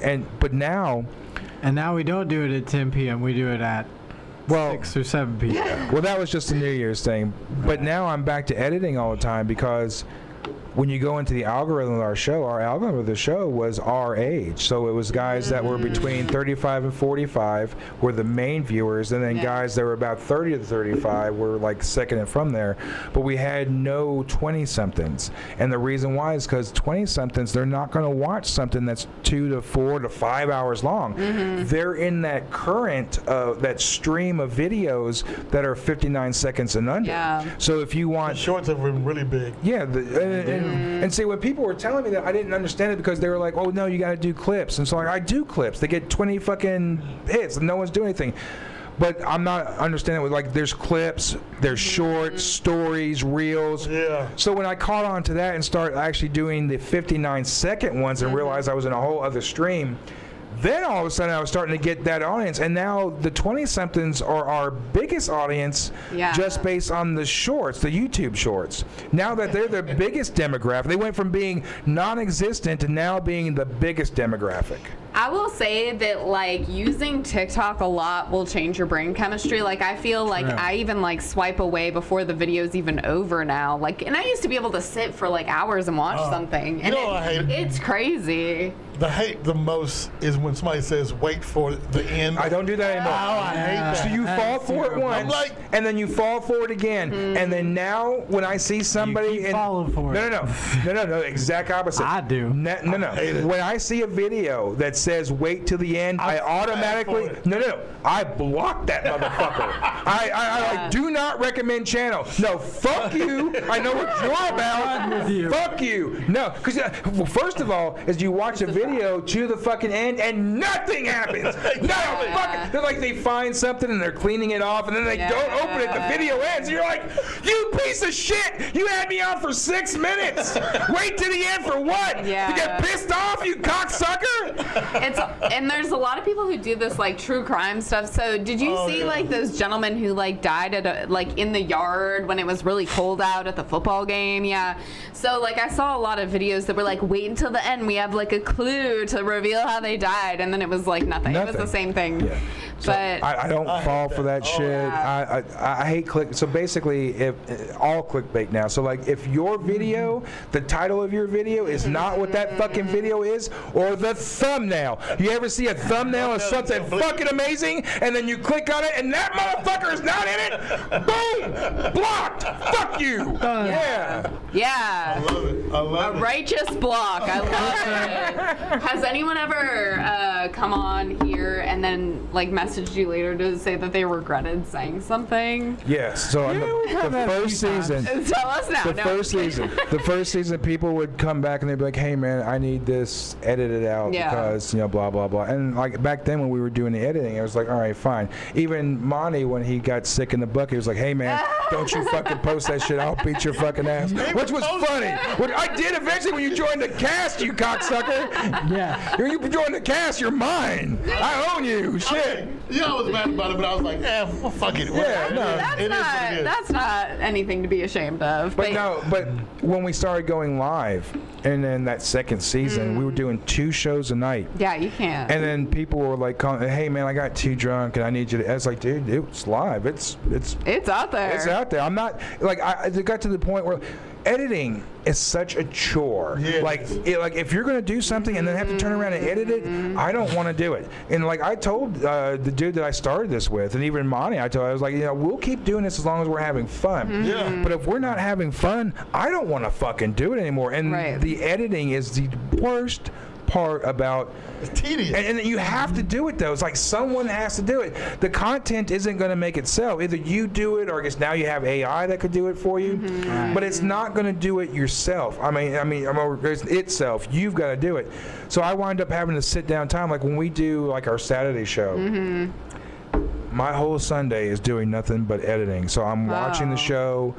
And then, of course, you're editing, so you're rewatching. So I'm essentially rewatching a 4-hour show 4 times. That you were there for. Exactly, yeah. So it's just one of those things, like, it's so tedious. And but I have to do it because now there's such a difference in our numbers. Like, our numbers were jack shit 6 months ago. And then since I decided to kind of, like, you know, take the bull by the horns and actually try to figure this thing out. And posting all the reels. Dude, like, our last Saturday shows have at 1,000 views. You know, all of our shorts hit 400 to 500 views. Wow. You know, very few of them are under 400. So it's like but it's a full-time job. Oh, yeah. Like, I need an editor. It's like I really need someone. We got to pay our sound man now. I used to have a free living sound man. That shit don't work. I can't invite a sound man to come and do it for free anymore. You need some paid interns. That is true. Well, we need some interns with the promise of being paid. Yeah. When we hit it big. Yeah. We hit it big. Hey, Grandma, we love you. Is Grandma watching? Oh, so we got Grandma's one more always year of bullshit. watching. They say it takes about 5 years. Is Grandma watching? Grandma's always Hi, watching. Grandma. Who's grandma? Your grandma? No, Grandma is our super fan. He has been watching our show from the very beginning. Hey, grandma. From show number 1. You got brighter? Yeah. A loyal viewer. Yeah, now look at this. You can see me now. How about now? Bitch. Hold on. You The black light. I'm like black against the black curtain. You couldn't see me. You look. Wait till it Yeah, comes up. dude. Yeah. Yeah, but I'm like a shining beacon of Caucasian. Yeah, because I always hear on podcasts where the host will say, oh, if you don't like this, we'll cut it later and post, and the person will be like, oh, no, it's fine. I always wonder what we don't hear, you know? So there's some amazing stuff. We did a show on mushrooms with a band called Seven Descent, and everything went so bad. You wouldn't know it now because YouTube gives you the ability to go in and edit live videos now. Out a ton. Yeah, I know. I'm about to say, Okay. yeah, I'm a shining beacon. How do I? There you go. There you go. There you 50. There we go. All right. But anyway, you would never know what a train wreck that show was because I edited. Now I did save a copy of the train wreck version. Yeah, I have of that. course. But like we were tripping mushrooms and like it was a new singer for a band and she never did like anything in front. She thought when she was coming to a studio, she thought that there wasn't going to be an audience here, and so she freaked out when there was like 20, 30 people here. So there was a point where her last song she either forgot or accidentally turned the microphone off. Oh, no. This is like, you know, an hour or so into the show, so we're all tripping balls. She goes back for the next song to sing, and nothing's coming out, and she can't figure it out, which is literally just a switch. So, like, I get up and everything, because, like, my sound guy is tripping, all my panel are tripping, like, everybody is on fucking mushrooms. So I get up, and I'm like, I unhook the fucking microphone, I'm, like, looking at the ends, like, that matters! I'm looking, I'm like, I don't know what the fuck I'm doing, but at least I'm trying something, right? Yeah. So I snap it back together, and when I put it back into the microphone thing, like I hear it caught the holder, so it popped on, and I was like, God damn it! Like the easiest fucking thing, but I'm like tripping so hard, like this isn't my job. I'm here to talk shit, you know. So it was such a breakdown with her. She had a breakdown in front of everybody.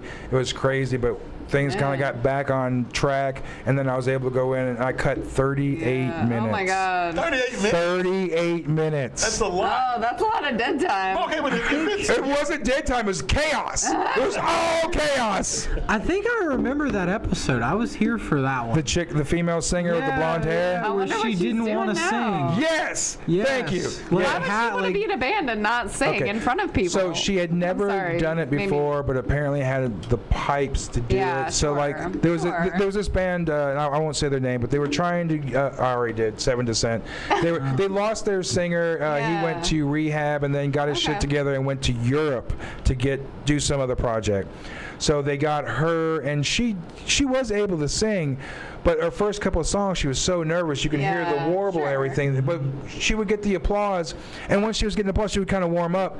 But that one fuck up with just a little goddamn mic switch wound up causing so much chaos. It was That's just hilarious. and like the band wasn't helping. Like the band continued to play while she's sitting there going, "Hey guys, help me out!" And we're all over here tripping. We're like, "Hey guys, help her out!" Somebody better help her. Somebody do something. And they just kept playing. She's not singing. Then so she went and sat down, and the band's still playing. So then that's when I got up, and I'm just like, I don't know what we're doing anymore. It was just one of those things where it's like, I'm in front of everybody. Everybody's looking at me, and I'm tripping. I'm not looking at anybody, and I'm just like, well, two things are going to happen. Either I'm going to get this fucking worked out, or I'm shutting this bitch down.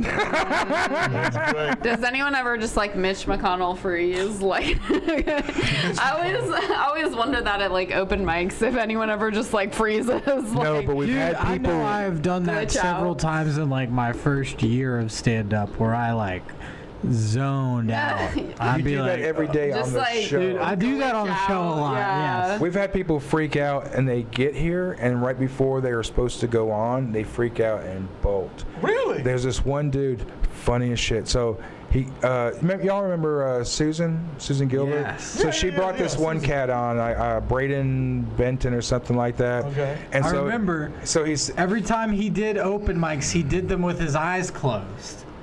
Thank But you. he was super funny. What's he Yeah, he was okay. He's not. He was okay. Elvis impersonating. Yeah. He's Elvis impersonating. Oh, okay. So he came in, and I remember him sitting over there. Susan introduced him to me and everything, and I saw him, and I was like, all right, you're going on next. And so, like, the band stopped playing, and I introduced him, and I looked over. Nothing. He was gone. Right? And then everybody who was beside was like, if you're talking about the dude that was sitting right here, he just drove off. I'm like, what the fuck? We're live, right? I'm like, all right. And so he calls me about a week later. He's like, hey, man, I want to come on. I'm sorry for what happened, blah, blah, blah. I was like, all right, cool. The day of the show, like I'm confirming everybody, and like he ghosts me and everything. Like I always confirm like a week before. He ghosts me, and like the day of, he's like, "Hey man, I'm not going to show up. My agent says that it wouldn't be a good idea for me to come on the show." I was like, You're an agent. "Thank you." It was. It was like I called him out for it. I was like, "You're fucking." I was like, "Are you trying to be funny and everything?" So he doesn't, Yeah. And so like then I called him out on the show and everything, and I told the fucking story and everything. So about a week later, he was like, "Hey man, I'm definitely gonna fucking show up." I was like, "Motherfucker." Is it okay with your agent first? Yeah. I was like, I'm not putting your name on it. If you show up, you fucking show up. If you don't show up, do not call me again. Oh my God. He showed up. Yeah, He did the fucking thing, and okay. he'd been on a couple of times and done. He was on the commentary version of our show where we sit and bullshit over a movie. Yeah. He came and did that. And then That's great. last time I had him booked, he says, "Hey man, take me off. I'm doing Elvis impersonation now." Cool. I'm sorry if I was holding it for so long. That is so funny. Yeah, I mean, I've gotten nervous before. I think when I have an idea of what set I want to do, and then I show up and the audience is kind of different, and I think, oh shoot, they're not gonna like my politics jokes. Right. You can kind of catch a vibe in the room, and I'm like, shoot, let me go come up with something else. It's very important to read the room. Yeah. Dude, reading but there's the like a room is moment of part of panic. You gotta. Of being like, I can tell you're gonna have the Salem witch trials if I say what I'm about to say. You guys are not gonna enjoy the next 5 minutes. But Braden, I remember at like mics and stuff, he would just he just every time he got up on stage, he would do it with his eyes closed the entire time.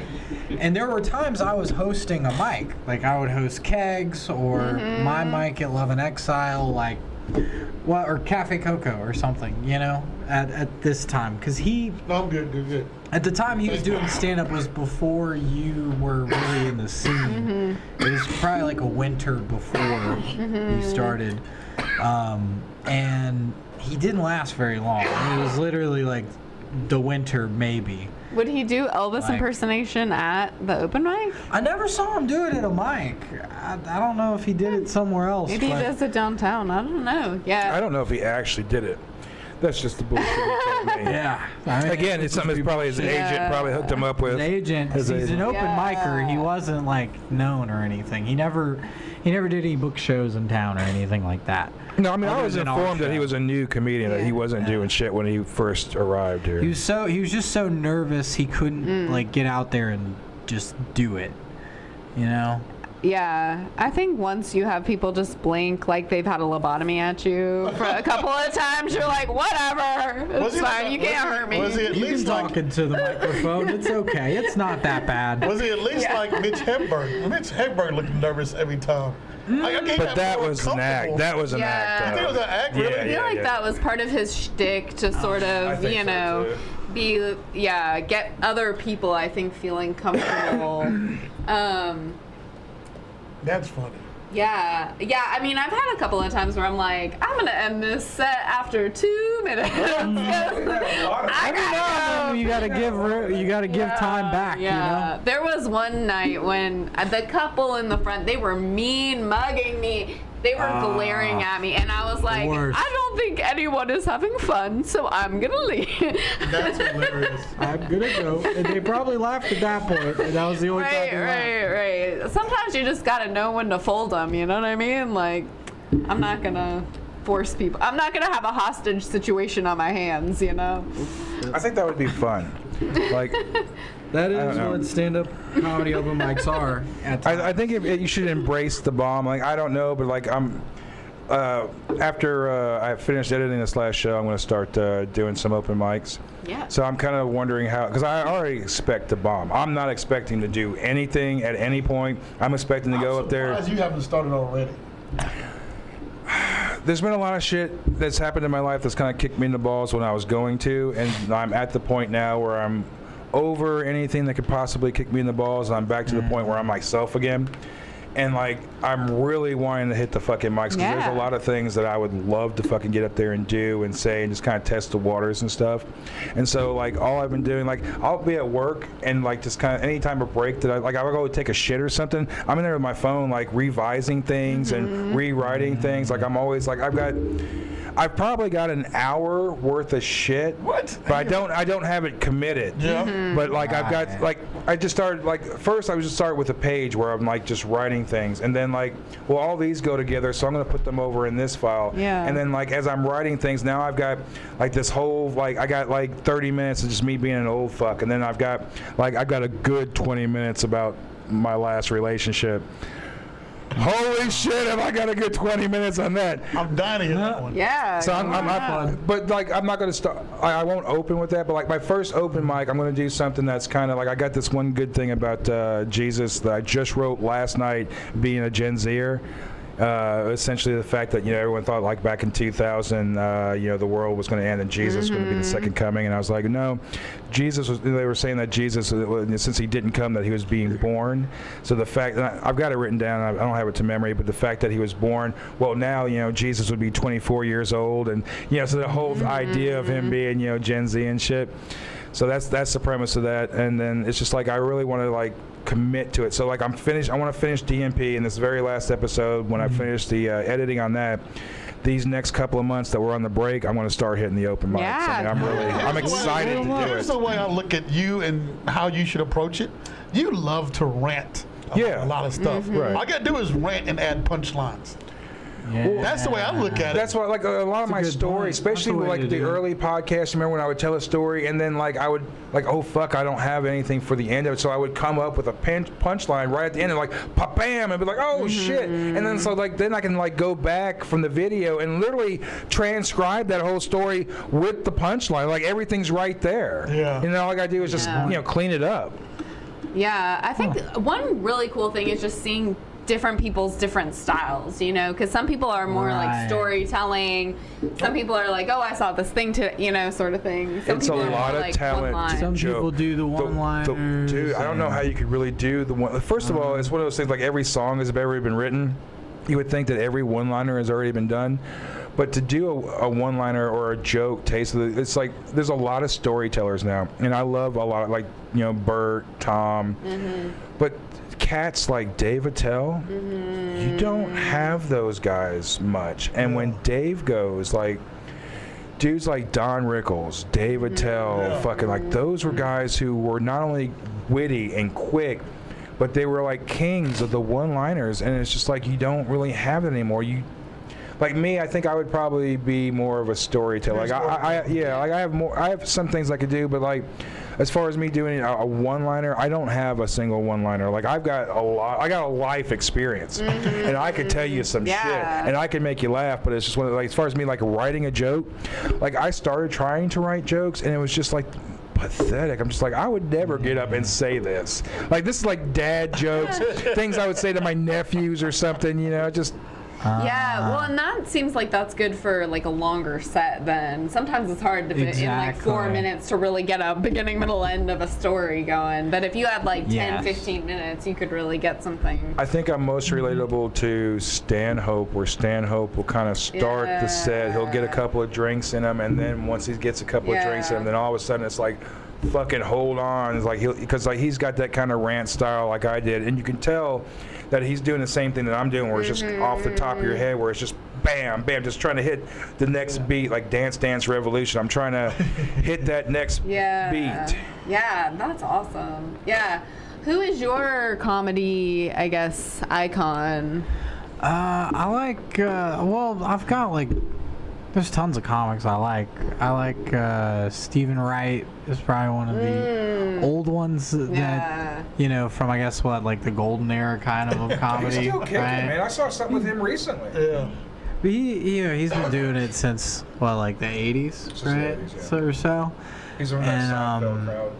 Right, exactly, and like that old school late night group. So he's like my favorite of that group, and like the current guy like out running around like Dan Soder, definitely. Oh really? Yeah. I love his impressions. I love how he's able to like talk about his story and everything. I love Dan Soder in a podcast, but I don't dig his comedy, man. It's like I like to listen to him speak. I like to listen to him speak, but I don't. He's got a good talking voice. Yeah, I like he's funny when he's just sitting there like ranting. That's me and Theo Vaughn. Yeah. I'm not a fan really of his comedy, but I love to see him on a podcast because this is random shit that's come out of his mouth all the time. See, the thing with Theo Vaughn that I don't get is like, is this an act? Is he pretending to be this? Like, I think it's just him. He's so clever in his wording of things. It's like, I feel like part of his appeal is that he's really smart, but he kind of played, and I don't know if he's playing it or if that's just naturally him. Well, see, we had a comedian that was on the show who was infatuated. I won't say any names, but she knows him personally. Like, she spent time with him personally. And so she says that it is an act, like he's. Oh really? Like what we see as far as him, like, cause like I had to ask her. She was talking about like she loves him, and I was just like, well, I mean, is he really that dense? And she's like, no, he's very intelligent, blah blah blah.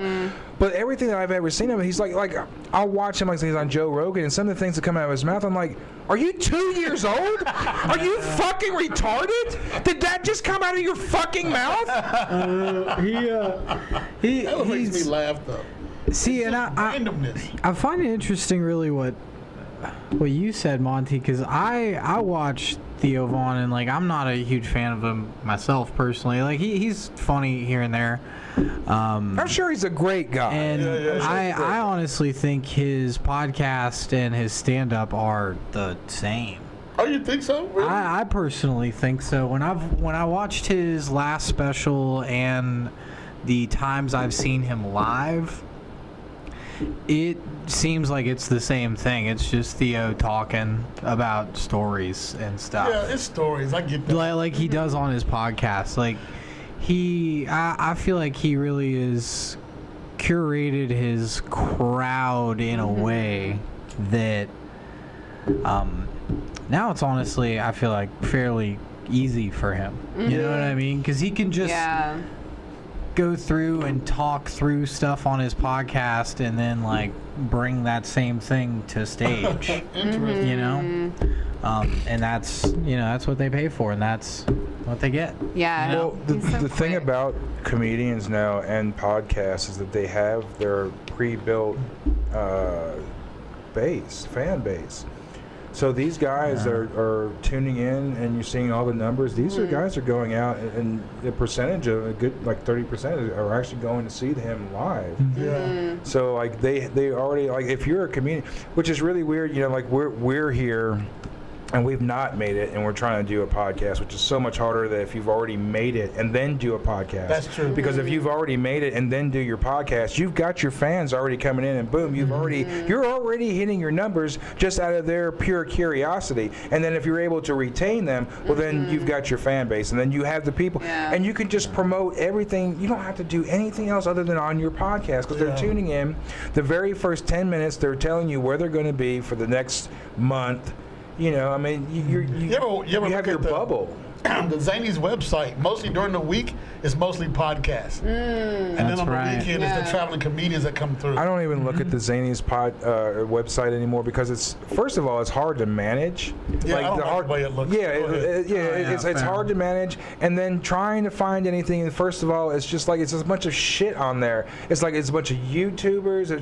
It's like what is this? I mean, it's just That's what I'm saying, but it's people from the internet that has now started doing the stage. right. Yeah. So it's all these podcasts, Yeah. these, and, TikTokers, they're all now hitting the stage. Because that's it, is true. like the podcast video clips go viral on TikTok. So like I think Theo Vaughn like is very like clippable because he has his like clever like phrasing of things, and that'll go viral on TikTok and then get more people looped in. That's But true. yeah, I went to Zany's this last weekend actually. John DeToy was opening. It was I was like Hell yeah. he's so funny and such a nice I love person. John. Yeah, We no. love you, John. Yeah, we love you, John. John's a good No, it was cool to see him like on the Zany's stage, but yeah, I Yeah, don't I've seen go him to host Zany's there a few times. He ton. hosted my Zany's debut. actually. Oh, okay. Well, When did you do it? How long ago? September last year. Oh, really? and they've got the lab, this new lab going The on. I new kind of like lab, looked around the the new corner. room. Yeah, I have a free ticket if anyone wants to go to Oh a yeah, show dude,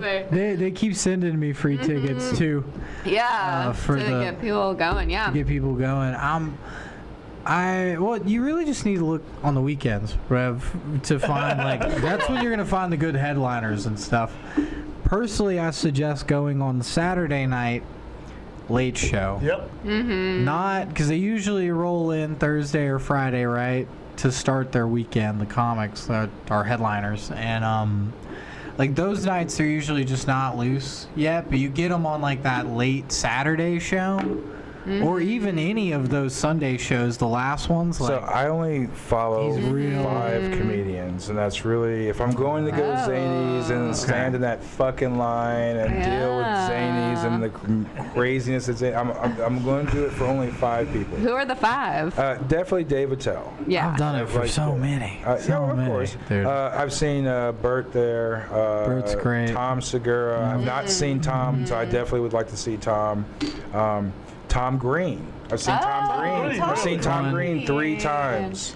Yeah, That's a I love. good one. Met him twice. Seen him 3 Yeah. times. I love Tom Green, and I don't know who the next one would be, but I mean, I like can go down the Chappelle list, does dude. Bridgestone now, so I'm not going to see Yeah, Chappelle. there. well, he'll pop in and do zany shows every now and then, but it's gonna be because like I got tickets to see Chris Rock do zanies pre-slap, Oh, the pre-slap, and it was like it was one of those where like it was very hush hush, and like people in the scene were chatting about it, like, oh yeah, they're saying that like Chris Rock's gonna do like a limited run of shows at the club, you know, da da da.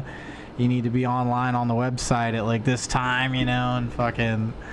And then I got my tickets, and yeah, dude. I mean, like you get things like that, and like when Bert did it, and you know, there was talks like when Nate did his like random pop-up show, and like you know when those kind of things happen too, they'll also text those out to a lot of fans too. You know, Yeah. When Nate does it, always when his father's going to be on Oh, stage, dude. that's when I go. like yes, because he's a magician. that shit right. is You know so that's how funny. I started? I was a magician.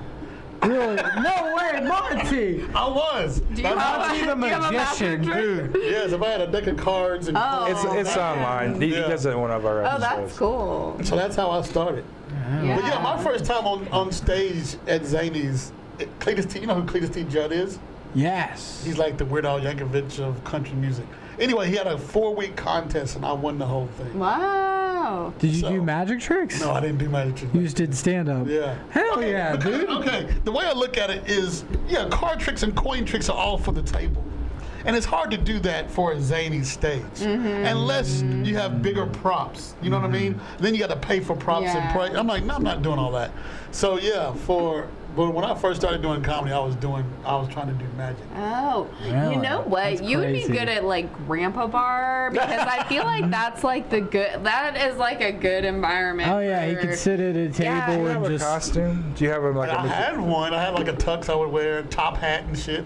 It was crazy. I'd love to see that. Okay, so it first started in high school. I used to do magic in high school. So then I got out of high school. Who are you, Steve Martin over here? I love it. Then I had a group of us that it was like a girl who did face painting, a guy who did balloon animals, and then I did the magic. And so we would do kids' birthday parties.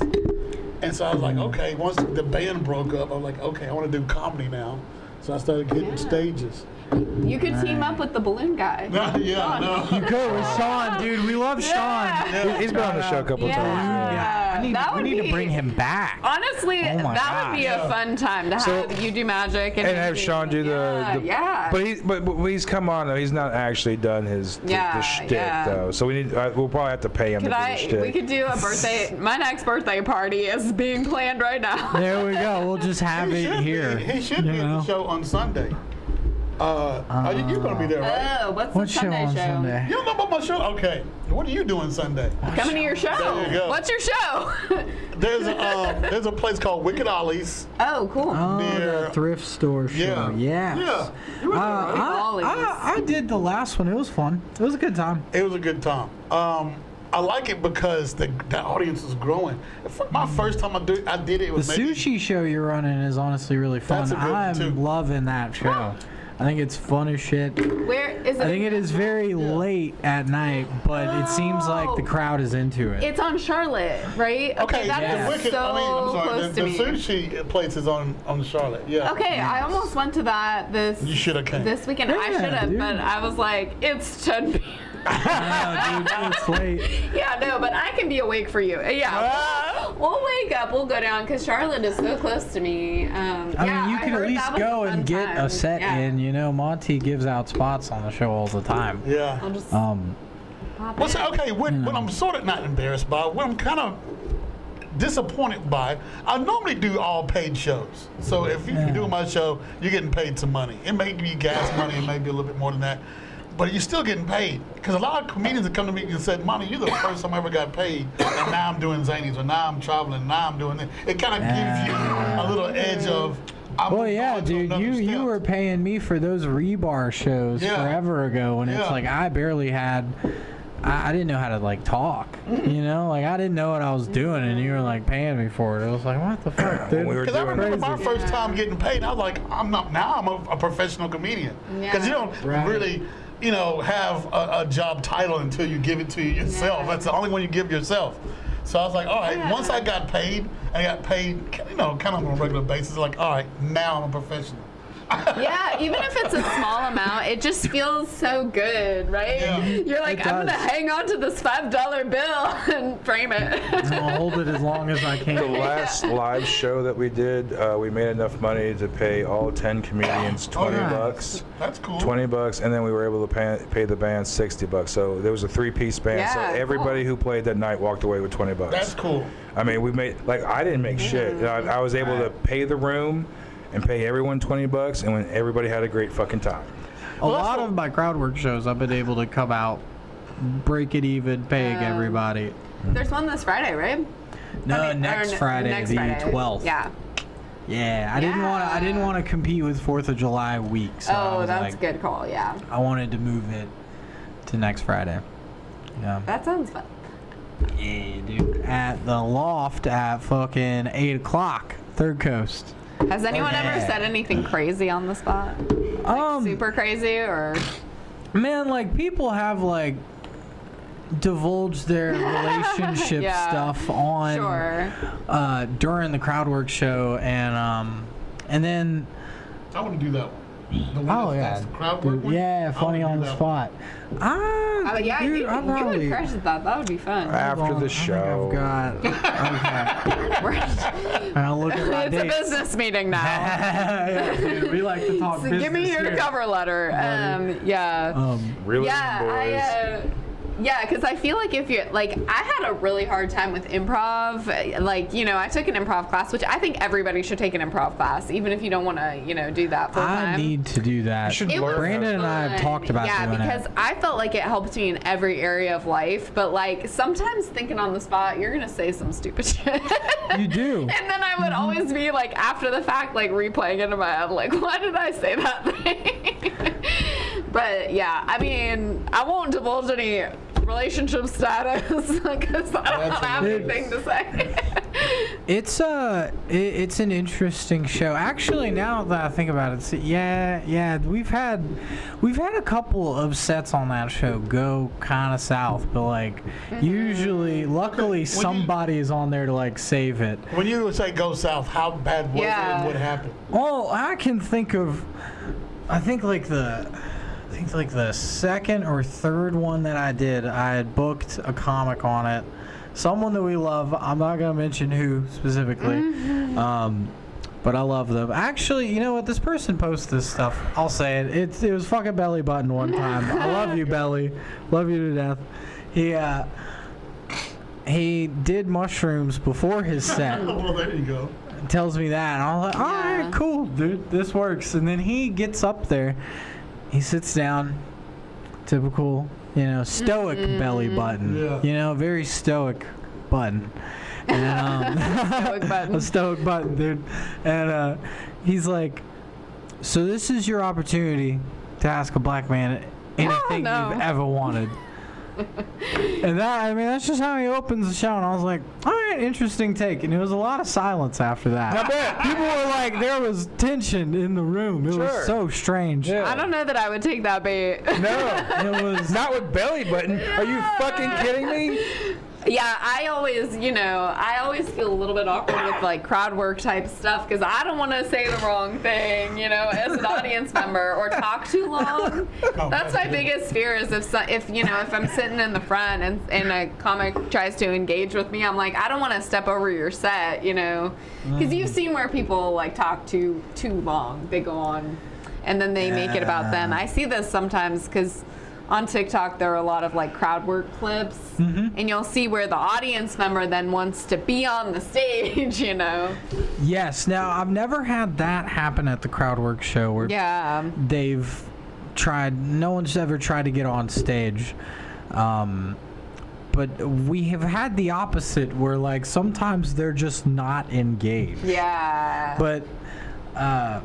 Have to loosen up just a little bit. I think because you're afraid, you don't want to become, a viral moment.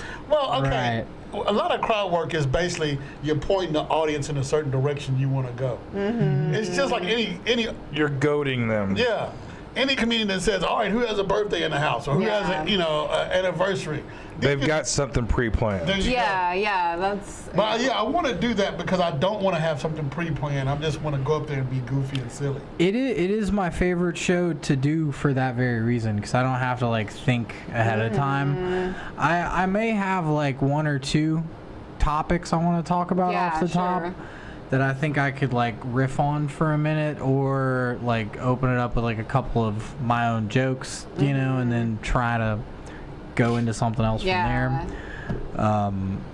You can't just like go with an empty head, but also I think what I had a hard time with in improv was you do kind of have an idea of something, but you have to be responsive to your partner, right? And so like you can't just like have an idea, this is what I'm gonna say no matter what you say. Because there's so many times like I'll go into something with something in my head, but you're also having to go with the flow of everything else, so you're never probably going to hit that subject. You've got probably things that are pre-planned, but you'll probably never hit those points because now you're having to hit all these other points because the conversation's over here and it's not over here where you thought it may be. So, and that's the thing about improv is like you've got to be able to. So like Nick's got the ball, and so like he's gonna pass the ball to somebody. So you've got to be ready for when he passes it to you. And so whatever Nick is passing, you've got to be on that. So then I can then pass it to Monty, and then Monty needs to go ahead and then pass it to you. And like the best thing if you want to learn improv, holy fucking shit. The first 3 seasons of Whose Line Is It Anyway? That's true. Okay? Those are great ones. Not the ones within the last few years, but like the first, like right. So like I love Alicia or Aisha, but like the first like the UK version, like not the American version, but the UK version. Those were spot on. Holy shit. I remember just dying laughing. And if you just want just like a crash course in improv, that is it. Because these guys are like, especially the three main dudes, like the super tall dude, the guy with the glasses. I forgot all the names. I can't remember their names. I know their faces, but I can't remember their names. But there's like three main dudes, and then there's the one dude who took over Price is Right. What was Drew his name? Carey. No, Not Drew Carey. the only black dude. Yeah. Wayne Brady. Thank you. Wayne Brady. Yeah, he had a. he's I fantastic. think of Yeah. Dave Chappelle, then That Wayne was the Brady. one. Yeah, It wasn't he can Price is sing, Right. The one where you could dress up. You had to dress up. Let's make a deal. Let's make a deal. Okay. So him. Wow. So he is really good at improv. Money Hall. Yes. So he actually does a lot of improv on that show, and he actually makes that show great because him and the announcer host guy, the way that they play back and forth with each other. So he's got strong improv. So if you're really into improv and want to learn, those guys, man, you watch a few episodes, and you can see how that they go about it, and it's just loose. It's just literally like. It's combat. It's verbal combat to the point where, like, you see the punch coming and you roll with it, and that's basically what it is rolling with it. Yeah, I think it's good when you like know the people and have worked. You're I feel comfortable like with it them, is right. like a little bit. Like even when I see like Amy Poehler and like Tina Fey back, doing improv, and you can tell. I think a lot of times when people have an improv background and a stand-up background, especially like on SNL, I feel like I've seen a couple of like SNL people do stand-up, and it's like you can kind of tell that that's like maybe not their primary. Kevin Nealon. I've seen Kevin Nealon live, and I felt that that's probably wasn't his strong point. I think he was more of a comedic actor. There's a difference between a comedic actor and a stand-up comedian. Yeah. Some of them. But like Jim Carrey is a much better comedic actor than he is a stand-up comedian. Did you ever watch him on In Living Color? Yeah. Yeah. Okay. I remember him a ton in Weeds. Yeah. Oh, yeah. Jim Carrey? No, not Jim Carrey. Fucking Liam. Oh, Kevin. Yeah, he yeah. made Weeds. Kevin Nealon. He made Yeah. Weeds. Oh, like for he sure. made that Yeah. show. And he wasn't even in it a whole lot, but like when he was on it, he made, like you were waiting for Kevin to come Yeah. I on. didn't realize we moved to Jim Carrey. Yeah. Jim Carrey is a really good dramatic actor too. From Truman Show in 23. Yeah, and what's the one where he Eternal Sunshines of the Spotless Yeah. Mind? That's the one. That one was good. Yeah. I was thinking, who was I thinking of the other day? I love Weekend Update on SNL. Like, that is my thing. Norm Macdonald. Norm. Yeah, and he has I saw a clip of, like, him and his son, who is, like, a dead ringer for him. And I don't know if he's, like, made it big or what, but... I don't know. Yeah, I love that, like, Weekend Update style of, like, kind of, like, punchlines on the headlines. I think the most underrated thing Norm did was being the pigeon in the Mike Tyson mystery show. Have you seen this show? It was a cartoon. It was a cartoon show of Mike Tyson. It was like an Adult Swim show, and it was a comedy animated. It was like Scooby Doo, but it's Mike Tyson and his gang. Oh, Who played Mike Tyson? Mike Tyson. Shut up. Oh my God. Yes, dude. So it was actually voiced by Mike Tyson. Yes, That's yes. fucked up. Mike Tyson. So lisp and all. It's his show. Yes, That he is taught. crazy. It was him. It was it. I It have was to his watch show. this, It was yeah. Mike Tyson's show. You can find it on Hulu, I think, and probably on like Max. But yeah, it's like the Mike Tyson mysteries or whatever. Yeah. Dude. I just It's know with so OJ dying recently, all of the like resurfacing of the clips of Norm Macdonald. Oh, yeah. was, like, Oh, it got savage. Oh, dude. Yeah. Norm went so hard on him too. It's a shame that Norm died before OJ died. Yeah. Yeah, it's such a shame. Yeah, like I would have such loved a shame. to have seen his. His actual special. Yeah, I was gonna say eulogy, but I don't think that's what it would have been. It would have been, what's a roast that is also a eulogy? There needs to be a word for that. A eulogy. Yeah, the eulogy. The roast eulogy. Norm would be on a ton of roast battles if he was still around right now too. I bet. Like He was being a quick. judge He on- was very quick, but he was slow paced and the deadpan. That's the thing about Norm is the deadpan. Yeah, and you Yeah. don't ever expect exactly what he's going to say because he's kind of slow taking his time to say it. You know? And it That's never true. felt mean because it was true, I guess. You know what I mean? Like, roasting is not my thing because I'm always just afraid I'm going to hurt somebody's feelings. I'm always me mean. too. Like, I'll roast my friends, Yeah. but I won't Yeah. roast someone I don't know. Like me, like, you know, fucking, you know, doing my friends is different because, like, they know I'm not trying to hurt them. And I know that they know I'm Yeah. not trying to hurt them. But, like, if I was going to try to roast you or something and say something, then, like, Yeah. I'm so dead afraid that I will hurt your feelings. Yeah. Like, I will never, like, even make that attempt. because you don't know what somebody's, I guess, sensitive spots are versus not. And mostly they are. Yeah. Mostly they are. Right. Yeah. Yeah, I feel like you can, like, lightly tease somebody, right? But you don't know. I don't know, yeah. I try to stay away from roasting, but I don't know if you ever saw the roast that Andy Samberg did. I don't know who he was roasting, but he is just such a goofball that it came off as, like, just so funny and sweet. You know what I mean? Like, but no, I cannot be mean to anybody. Or when people will, like, roast audience members, I'm like, I don't want to, like, accidentally step into something, you know? I had a roast about me in a swinger club. Oh, It was you In a threw swingers a club? roast at Yeah. a swingers club. yeah. Peter Depp showed up in his underwear. That was Did Jay come too? yeah, His yeah. husband? I think he was there. I'm pretty sure he was there. But yeah, I did that at a swinger club, and it was hilarious. And I bet they enjoyed that. tried. I would have paid anything to have seen that. Oh, my It was goodness. great, and everybody, man. Did it Ronit was, show up too? No, this is years ago, so I was before Ronit. But yeah, it was. Before Ronit. Yeah, if I was There before. is no such time. Before Ronit. I recently found out She- how old she is, and like, good lord, I'm about the same age as she is. She's before time. She She is was timeless. there. She is timeless. She's traveled the land Well, she for wasn't doing years. comedy back then. Dog. She posted some pictures of her in her 20s when she's like in this Israeli uniform, and she looked hot. Yeah. Dude, it's like the hair was all like thick and full and everything, but like to like a 20-year-old her, I was like, fuck. She's gorgeous. Oh, she's yeah. gorgeous, yeah, but I'm just saying, like, back then, holy fuck. She had like bubbles the other night at Green Light Leader. Yeah, no, she whipped out a bubble wand, and I'm like, I can't follow this. I have 5 minutes on the debate. I'm like, people want the bubbles. I do appreciate that during Passover she brings, the crackers, Hilarious. unleavened bread or whatever, Yeah. dude. That's funny. I will take a whole box of it and just eat it. I tried to get John Witherspoon to my roast because he was at Zany's, Yeah. Thursday, Friday, Saturday. The John Witherspoon? Yeah, Really? this is back when he was alive. So my thing is, I was like, look, I will pay to move your ticket for you to stay one more day, hotel and ticket. And he wouldn't do it. I got to get home. Oh, come on, man.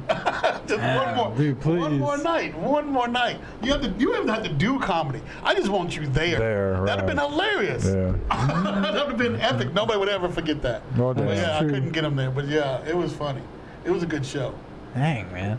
So yeah, at a swinger club. At a swingers At a club. swingers club. What happens at a swingers club? There's a lot of titties. being Exactly. shown. lot of Okay. titties. Does everybody put their keys in the bowl? No, nobody does that. That's more of like That's a swingers party. that's like a house party. That's a Yeah, house yeah, party. Okay. Yeah. The club It's a everyone keeps it's their a stuff wife out of, I guess. swapping party. Yeah. So that basically, whoever's keys you get their wife. Oh, you Okay. don't get to pick. You just No, pick out of it's the bowl? random. It's all random. Yeah. Okay, you gotta be in for a Here's good another time. show. You can't Here's play another show. favorites. Now, this is a different swinger party, a swinger club. Okay. But now every year for New Year's I do a swinger party, and I talk about comedians. Mike Jew has been there, Belly Button has been there, Crystal's done it, Steve Hall has done it. I've done a lot of comedians done it, so you got to do That's it now. so funny. You got to do it now. That sounds fun. And okay, Comedy in a swingers club. what's her last name? Alex. Probably- Alex came out in her lingerie. Oh, wow. Slick, the comedian, came out in his underwear. So I was like, dude, who's telling y'all to get half naked? I'm not going to get half naked, but I will come do comedy. But yes, so I've talked to the owners and they want to do it more. Normally I do it every New Year's. New Year's Eve they have a big party. I come in there and do comedy show. Then they have a dinner. And then after that, then they do their whole swinging thing. But now I've talked to the owners, they're like, okay, we kind of want to get you in here more often. I'm like, really? Yeah. So I'm like, all right, just let me know when. So it's in the works right now. Huh, well, I guess we're going to start doing comedy. And where is this? But see, here's the thing. I can't announce where it's going to be. Oh, okay. You got to contact me, then I can give you the information. Oh, okay. Basically, it's in Madison, Tennessee, so it's not that far, but it's Okay. still worth going to. I wonder. Interesting. And to take a tour of the place. Oh, Do you have to be a member interesting. of the club? Not on comedy nights. Not on comedy okay. nights. But They're any other doing night, yeah, comedy yeah. nights at Yeah. there's actually like a popular one like that in like Indianapolis. There's- that's what I've been told Will in and Atlanta. Brandon went and did that one a while ago. They said it was a fun time. Yeah. Yeah. Okay, so like I said, I've been doing it for a while, so I'm always getting That is somebody pull their crazy. titties out. Yeah. I'm not doing comedy till I see some titties. Yeah. Well. Oh my lord. Then you see a naked man just walk by for no Yeah. reason. Like, all right, I Oh. can't top Oh, that. so it's that you're doing the comedy show while everybody's still putting the fuck on. Yeah. Well, they're just getting their night started. So they started drinking and they started getting loose and they started Undressing. smoking Oh, and okay. dressing. Okay. Are they like? So as soon as okay, the so they're comedy show getting is their over night. with, they're ready to play. They're getting Yeah, amorous. yeah. So I'm like, And then do they leave the club together? Or do they in the club? It's everything there. You can yeah. probably tell I've never been to. So. No, you've never been. But I'm curious. Tell me either. more. You gotta go. You gotta go. That's where I'm headed after this. Ah. I like talking to new people. I don't know. Yeah, you have a know, conversation. That's fine. No, well, Everybody has to experience it one time. You have to go. Understand that comedy night may be a little bit different. Yeah. But you got to go on when it's not a comedy night just to experience what's Yeah. going on. It's like watching a live porno. It's like right there in front of you. It's like these people are having sex, There's- right? And they don't there's care. a role for everyone. Some people can just watch. Not a sex party, but I will say I am interested in like events that are like there's overlap. So we're doing a burlesque show that has I've done that. comedy. I've done that. And it's gonna be There you go. yeah. You want to do burlesque? No, I didn't say I you wanted on to do for both. Oh, dude, you up can for put a bow both. tie on, you know, Yeah, take your do shirt like off, a magic dude. mic act. You We'll know. oil you up, you know. Yeah. No, now you lost me and oiled dude, me up. oil you Is up. that the one that Dual Aldridge runs? It's a burlesque. Wait, is that the Rainbow Room? Oh. I don't know. I can't remember. I do too many This one is drugs. at the House of Bits in Madison, which is House of not Bits. a secret club. You don't need a No. passcode to get in.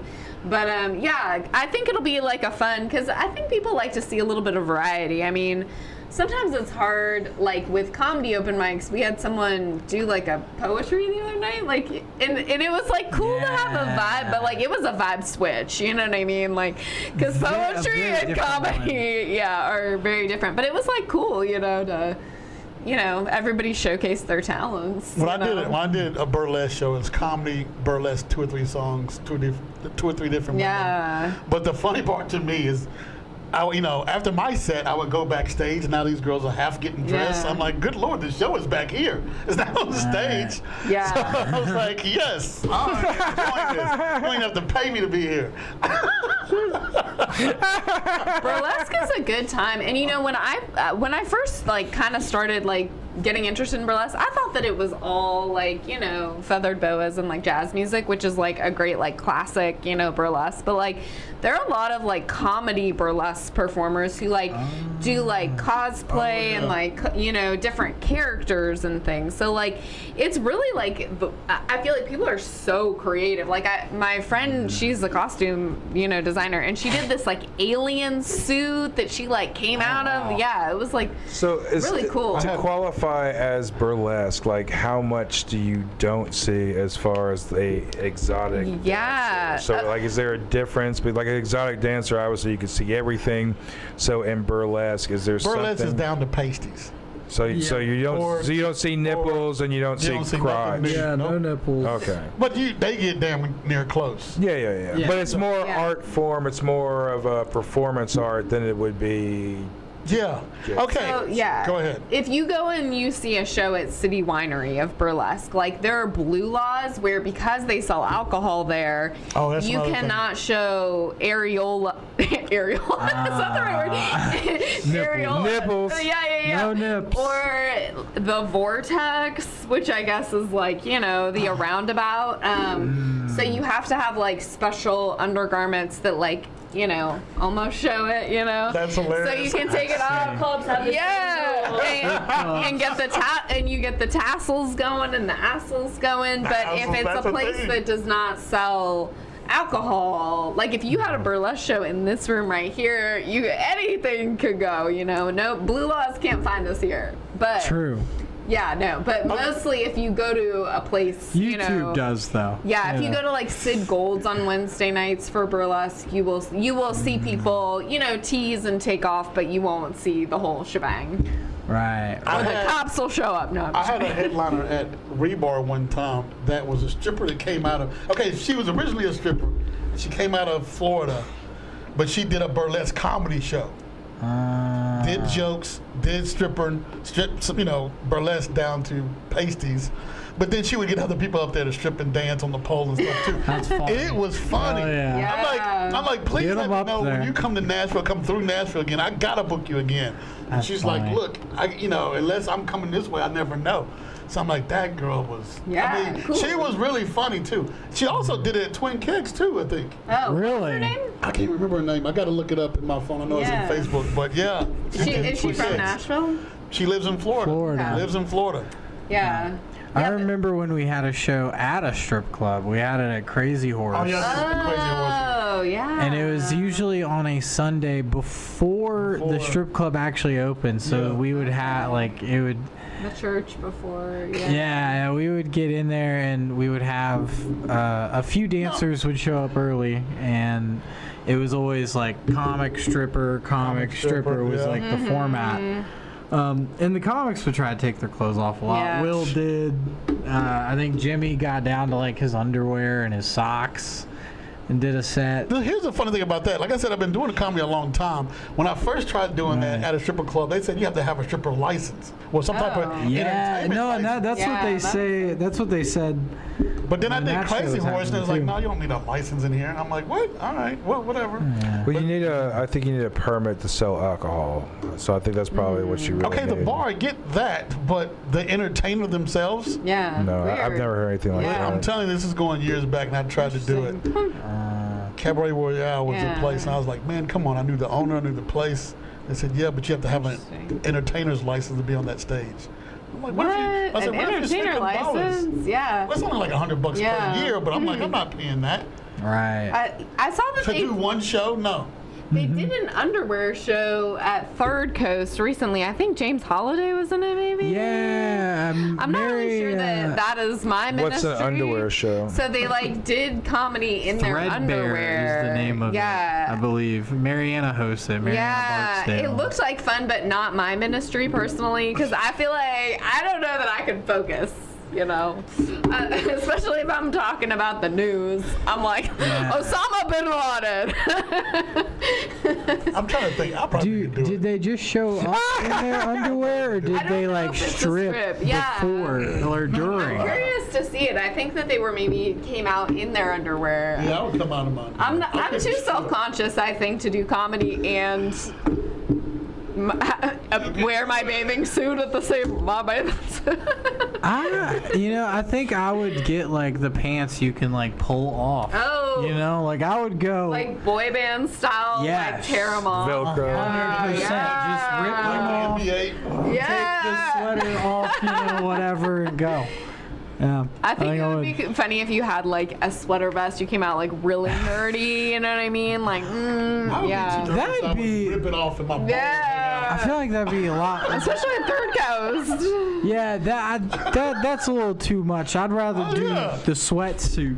Sweatsuit, super easy. Zipper, pull off. Did you ever listen to like jock jams? Because I feel like those, like everybody dance now. I feel like that's the sort of thing I can see Yes. you like ripping off the mad at like you, bro. Velcro pants. That's the exact vibe I'm going for with that. That's what I would do.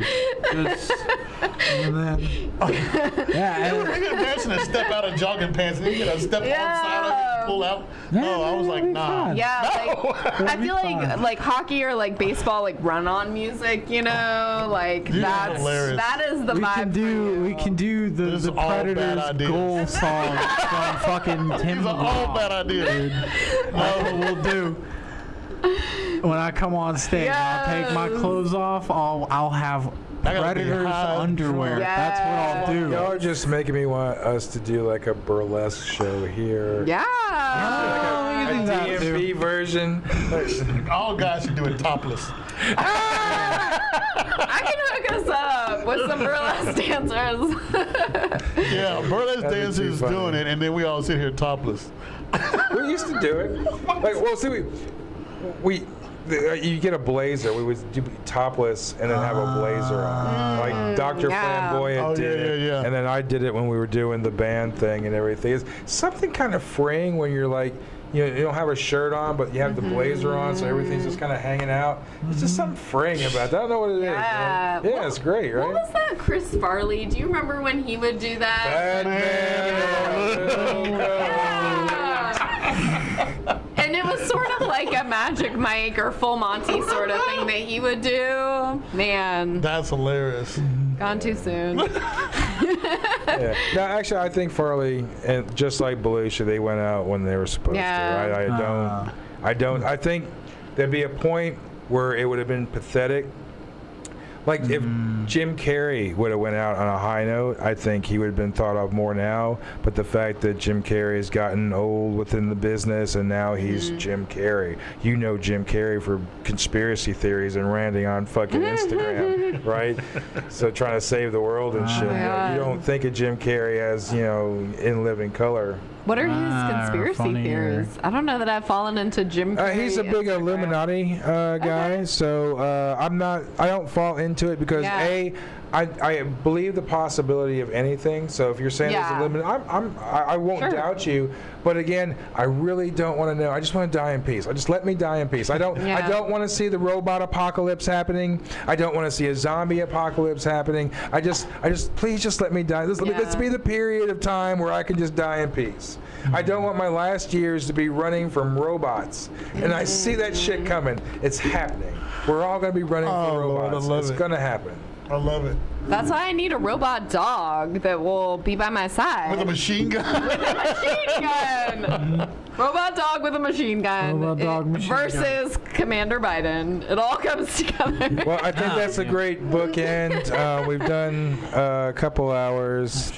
Anybody have any gigs that they want to throw out? Sunday, both of these guys are going to be on my show Sunday. There you go. I you be didn't there? say yes to that. I don't know if I can. He's got a girlfriend. He's got to run it check through in with her. my You gotta girlfriend. check in with her first. Yeah. Yes, I need He'll get back. Gotta get the Google there calendars you go. going. Yes, we got to make sure that I got to make sure my calendar works. But I do have this Saturday in Manchester at the Common John Brewery, my buddy Josh Fox's show. Oh, cool. That'll be fun. I saw the Yes. lineup. That's going to be a Great time. show. Post is on it too. Mike Post, Yeah. Matt Taylor. It'll be fun. Matt Taylor's a good one.